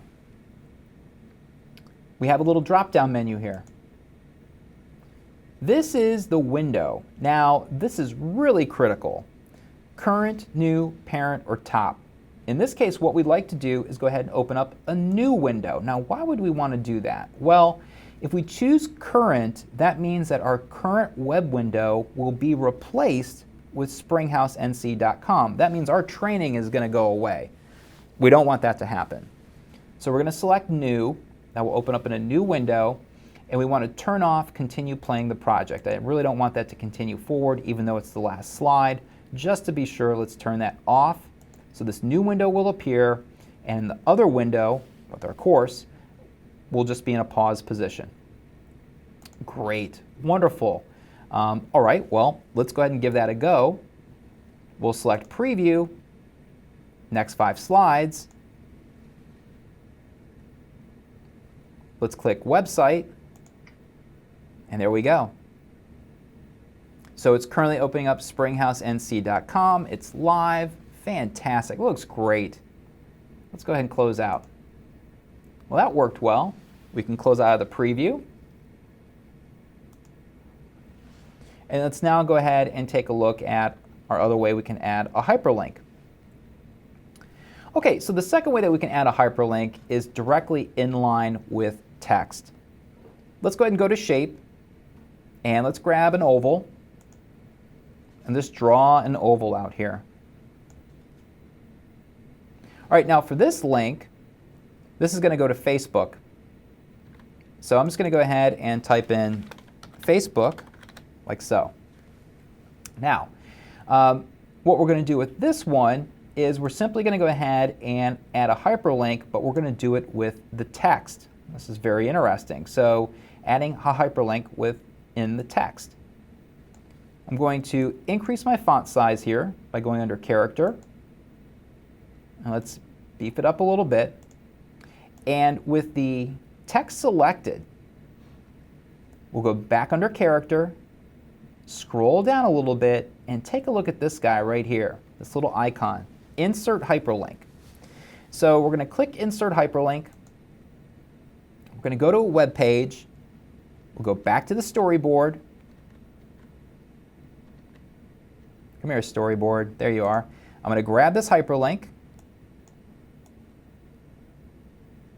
I'll get it into my clipboard. And we'll go back to Captivate. And let's go ahead and paste it in. We'll click OK. And now we get our hyperlink. Now, if I want to change the color of the hyperlink, I'm going to change it to a dark green. That looks great. Let's test it by selecting Preview. Next 5 slides. I'll click Facebook. There we go. All right, excellent. All right, so back to Captivate we go. And we'll close out of the preview. Wow, so you did it. We actually went through and we blocked out all of these slides here. Great job if you've gotten to this point. Now, what I want to do is before we get into testing and publishing this course, there's still one more topic that we need to talk about, and that's the timeline. I have been holding off on that conversation so we can spend a good chunk of time here talking about the timeline because it's so critical to your success. And the first thing we're going to do is we're going to preview the course. Just take a look at it, notice the flow, and get a feel for what's happening with the objects and that timeline. So we're going to do that. We'll then look at the timeline for certain slides, make adjustments, and then we'll get to publishing. All right, so let's take a look at the timeline.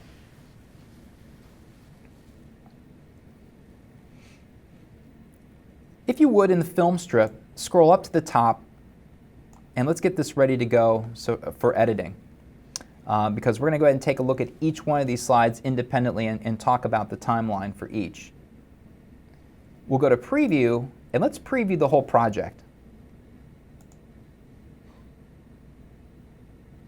And that's getting ready. All right, so we have our first slide in here, and you can see that this is just kicking forward automatically. So from the ownership piece, we are responsible for the day-to-day operations and event planning, community outreach. All right, so what happened? Well, in Captivate, depending upon the types of objects that are on the slide, it will keep kicking each slide forward automatically. That is just part of the Captivate architecture. So if I go up and in my preview, click the back button and back button again, it just wants to kick forward. Now, this is entirely up to you if you want that process automated. All right? But what we're going to take a look at are ways that you can stop this and allow and give the user control in regards to the playback of their slides. All right, let me pause this. All right, so this is just kicking forward, and again, I got my control bar down here at the bottom, and if I go in and play it, it just again keeps moving forward. Okay. They can go ahead and go back, but again, it just keeps rolling on. Okay. All right, so we got that. So from the Notice that the video has paused, and the video plays in its entirety. That's perfect. So that'll work out well. Let me click ahead. The quiz question stops. Perfect. Here we have a content slide, and that one, that one kicks ahead. The rollover stops. And we can interact with that one. We got another question, and that stops. All right, so I got some of these slides that are stopping, some aren't stopping. What is the deal? Let's go ahead and close the preview. Let's first start with our PowerPoint. All right, now it's time to open up the timeline. Let's go ahead and go back down to Timeline and pop that open. Let me go ahead and move this up a little bit so we can see it a little bit better. So here's our timeline. Again, Captivate is a timeline-based application, whether you're outputting to HTML5 or Flash, doesn't matter. How does it work?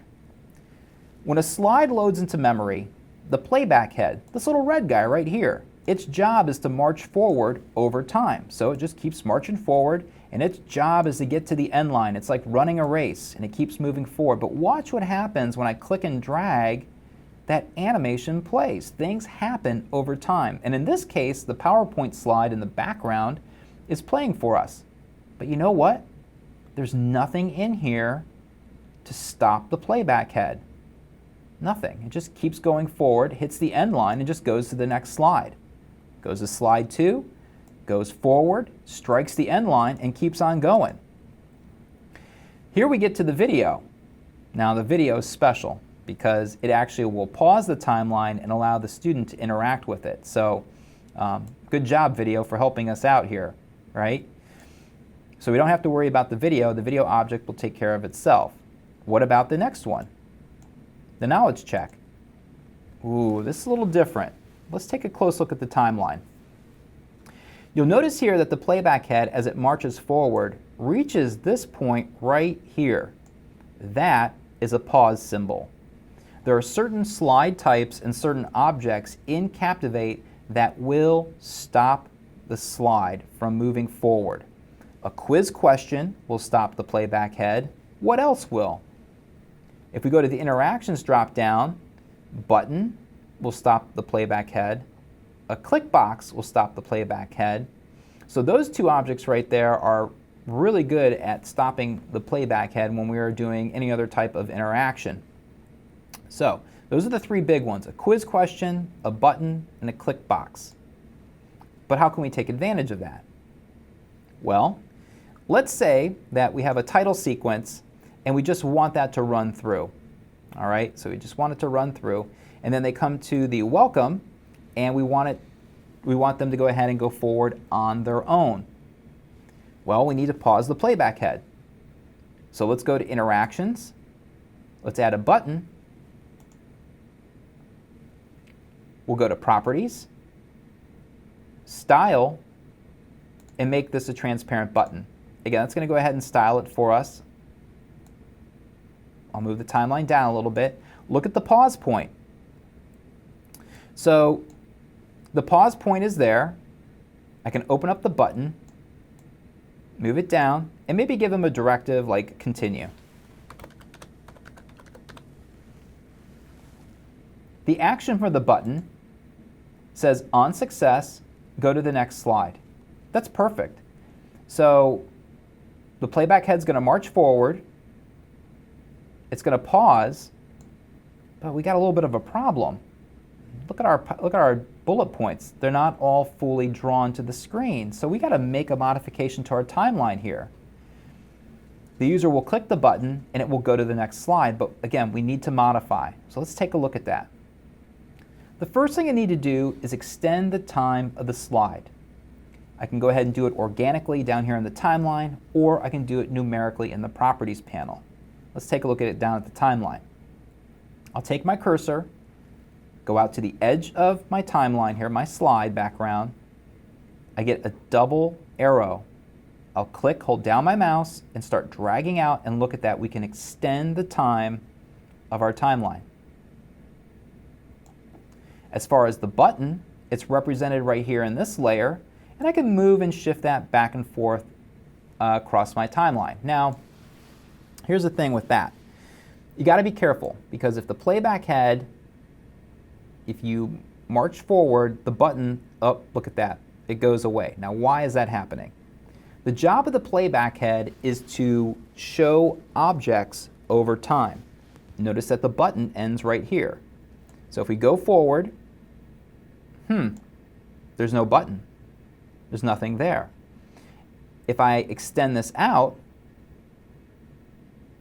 and now move the playback head back and forth, the button is visible for the whole duration of the slide. Isn't that awesome? So this is going to play out. It's done drawing at about 3.5 seconds. So what I will do is take the pause point, hover over it until you get a double arrow, and you got to be careful with that. Look at that. Look how sensitive that is. So I get a double arrow, hold down your mouse, drag to the right, and modify the position of the pause point. Now the slide will play all the way through, and there it is. It'll pause right there in that position. Let's try it out. Preview. Next 5 slides.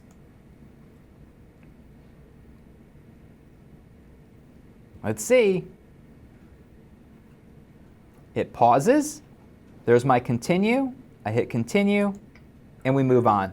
So from the Perfect. ownership piece, we are And we'll close out of that preview. I love it. So this concept of using a button to pause a slide, you're going to use that many times over, because there are specific interactions or things that just don't pause the playback head. If you have a simple build with just some images in it, some objects, again, you're going to run into that situation. So let's take a look at one more slide where we're going to encounter that, right? So remember we put Chef Tim in there and he has a caption. Yeah, that just kind of keeps on going, and we don't need it to. We need to actually have it stop and have the user consume the content. So let's go back to that slide. In the film strip, I'm going to scroll down and get to our first topic here, hospitality. If you remember, we were going in and we placed an image and this caption here, right, which is a shape, and this other image of Chef Tim.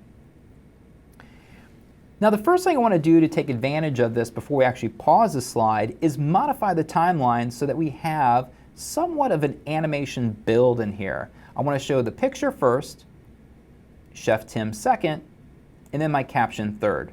So I'm going to go ahead and scroll up in my timeline and start modifying this. The first thing I'm going to do is go in and extend the timeline out. I mentioned that you can do it organically or numerically. Let's go ahead and select our slide over here in the film strip, topic 1. And I do have the ability to go in and modify the timing. So in the timing section, you can see the slide duration, and we're going to modify this so this is going to be 6 seconds. So again, the timing section, slide duration, 6 seconds, and hit enter or return. And we have most of these objects extending all the way out. All right, so let me move my timeline back down. And again, if you wanted to click and drag and move this, you can. It's really up to you how you want to extend the time on your timeline. All right, now I have a lot of objects on here. What does each one represent? I mean, I got some images, I got placeholders, I got all these different things going on. Those placeholders, those are out here on the edge. I can get rid of those. I'm not using them, so I'll hold down the Shift key and hit delete. That'll clean up our timeline. But still, I have additional images, I got a smart shape. What's what? Well, here's a trick. If you take your cursor and you click on an object, it's now highlighted down here on the timeline. I can also look closely and see the name of the image, the text on the object, right? And so we get some details there. But the easiest way to see what you're working with is just click on an object on the slide, and that's now highlighted here. So we're going to do a little animation. I want the image to come in first, Chef Tim to come in second, and how are we going to change that? With Chef Tim selected, let's go to the beginning of the timeline, and look at that. My cursor changes to a double arrow. When I click and drag, I begin changing when Chef Tim will appear. What about the caption? The whole caption, I can click and drag the whole object, move that down, and that's going to appear at 4. The title, that'll be up the whole time. I'm not concerned about the title. Now, just to give us a quick little test and how it looks, I'm going to go ahead and hit the play button down here. We'll hit play, picture, Chef Tim, caption. You know what? I want to go ahead and give this a little bit more of a lighter feel instead of just a pop, each image popping up. And here's another little trick. Let's say that I want to have these images fade in. I can simply select an image or an object, and I'm going to go into the timing of that object here. One thing you'll notice is that these panels, they definitely have a lot of different options in them. And you'll notice the scroll bar down here on the side of the panel. So we select our object, we select timing, scroll down, here it is, tucked all the way at the bottom, transition. I simply want to go in and select my object, timing, transition, fade in only. There it is, and it's going to last for a half second. I'm going to do that for each one of my objects. I'll select Chef Tim, timing, transition, fade in. My caption, I got to scroll down, transition, fade in. Perfect. Let's take a look at it now. Preview, next 5 slides.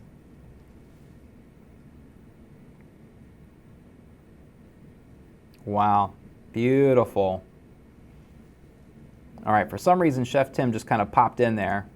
Let me verify and make sure that was correct. Well, it was fade in only. I don't know why he just popped in. Could it be a timing issue? But we got it looking the way that we want, but it keeps playing forward. How can I correct that? Well, I know that I have a continue button that we created prior. We can simply copy that object and paste it to this slide. We'll go up to our slide number 2, where we have that continue button. Let's select it. We'll go edit, copy. We'll scroll back down to our slide here, edit, paste. The same object appears, same functionality. Look at that, same pause point. I simply just need to extend this out. Move the pause point back into position at 5 seconds, and I think we've wrapped this slide up. We'll go to preview, next 5 slides, and let's take a look.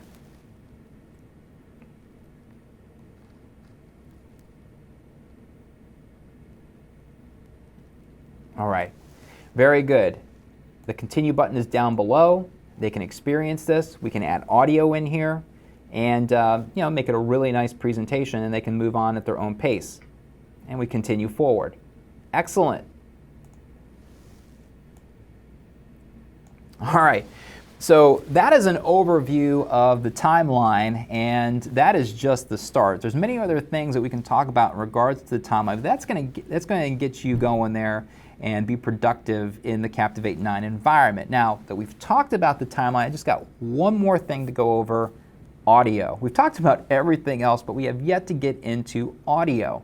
I now want to show you how to import your own audio track in here and get that into slide number 1. We're going to put a little music track in here, and you're going to see how the timeline is going to extend when we add this audio. So let's take a look at slide number 1 and adding a little music track in the background. If you would, let's go ahead and scroll up and select slide number 1.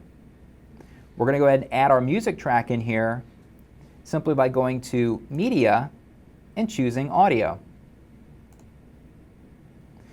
Let's go into our student files.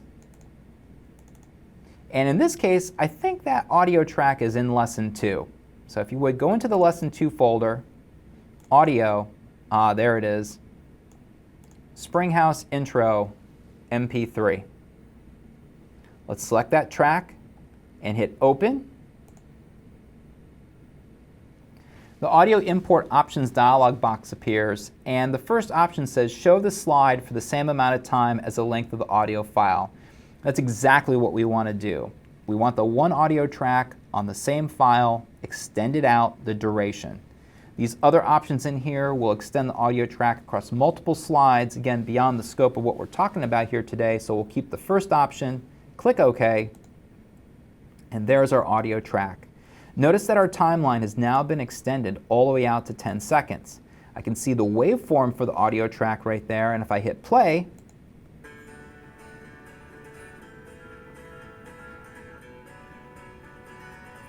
so we get a little bit of a riff going there. It fades out, and then it will kick forward. If we preview that, preview next 5 slides,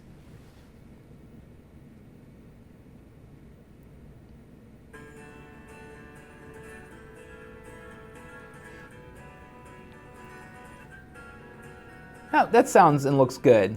Now we may want to go ahead and add some additional images in there, and I've included 3 additional images in your student files if you want to go ahead and add those as part of the animation. Again, that's going to be in your student files, Lesson 4, Images, and I have some food in there, so if you want to put a couple of those food items in on your own, go for it. And that will be really nice to add to the animation. So now you have the ability to go ahead and modify, add those images in there and put them on the timeline where you want. All right, so we finally are getting to publishing, and we have this great project here, and we're going to go ahead and get it out the door. Now, it's not all the way tightened up. You may have to go in and put some additional pauses in there for a few of the files. But for the most part, we got a file from beginning to end, which is looking great. We now need to publish the file out. So let's take a look at publishing. Right next to preview, we have the publish option here. Let's talk about the different ways that we can get our content out of Captivate 9. So the first one is publish to computer. This is probably going to be the most popular option, and this is when you want to get the content out to corporate intranet, learning management system, if you want to go ahead and publish locally. Again, that is going to be your primary output. You can publish to a device. If you want to convert your Captivate file to an application that is going to run on iOS, Android, and Windows devices, you can go down that road and attempt that, try it. It's actually pretty cool. You can publish to Adobe Connect if you have the Adobe Connect service, and get that up as an interactive Captivate movie that all your online students in the Connect environment can enjoy. And brand new here in Captivate 9 is Adobe's learning management system, Captivate Prime, and your users can experience the Captivate content on the Prime LMS. So a lot of different ways. Now today, we will be talking about publishing to computer, again, because that is probably the most popular version, especially for those going out to a learning management system. All right, so now one thing that you need to do before you go out and publish your final course is test, and test thoroughly. In Captivate 9, Adobe has added some additional features in here to validate specifically the LMS or Learning Management System workflow. And this one option down here is Preview in SCORM Cloud. Let's go ahead and take a look at that option. Now, what is SCORM Cloud? SCORM Cloud is a third-party product that Adobe has hooked up into the preview environment that's going to go in and simulate what your product or your course is going to do in an LMS. Pretty cool. We have a couple quiz questions in here that's being scored out. Let's see if they work. So I'm going to preview in SCORM Cloud. You can see that Captivate is optimizing content. It's publishing it in the background. We get an LMS preview button. It's uploading the course to SCORM Cloud. Hopefully it's not too big and it won't take too long to upload. There we go. It's preparing the course. We're almost done here.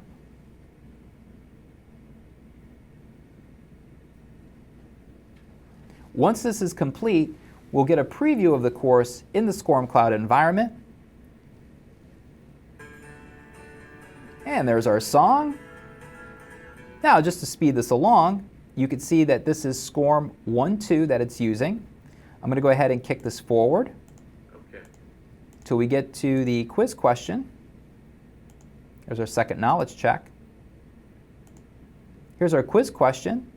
Select true, submit, click anywhere to continue. We get our multiple choice question. I'm also going to get that one correct. I cheated. Yeah, I know. All right, 100%. Awesome. Let me go ahead and continue. We finished the course. We got our resources at the end. I'm now going to go ahead and close the window out, which closes the session. I want to get my results of my course. It's going to fetch those results. Aha, look at that. I now get all the information coming back from the learning management system here at SCORM Cloud. Look at that. There's my score, 100%. Isn't that great? So this is a wonderful way to validate your course against a common LMS environment like SCORM Cloud. Let's go ahead and shut that down. One other thing that you should take a look at when previewing your content is also take a look at it through HTML5. This is a major way of getting content out to tablets, smartphones, and other devices that are out there in the marketplace. So I would also recommend previewing HTML5 in browser. You simply select it, it will go in, create the preview.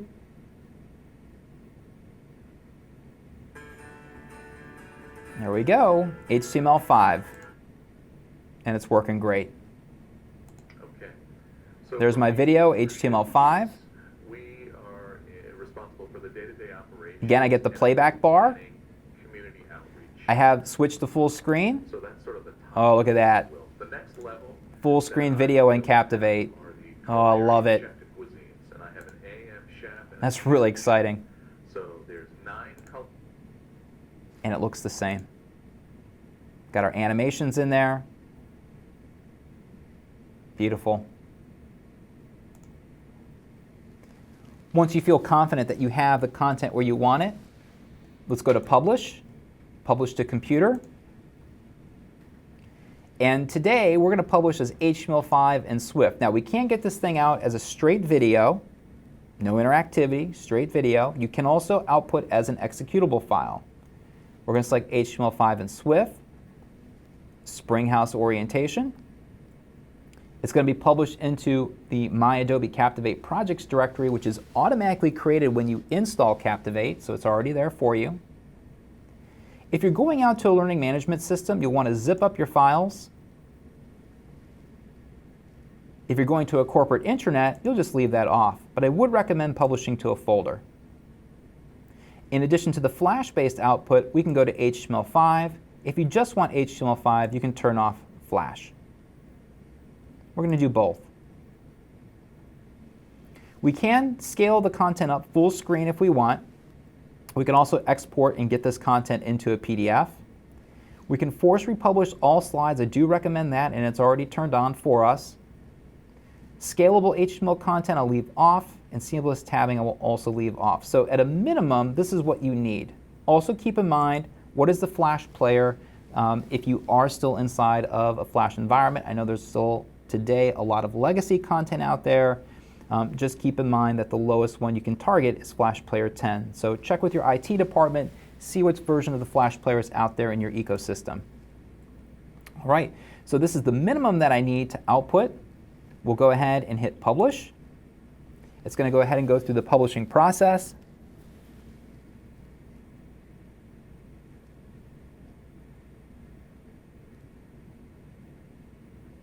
Do you want to view the output? Yes. And there it is. Ready to go. Now, where is that content sitting? Remember that in your local drive, you're going to go into Documents, My Adobe Captivate Projects.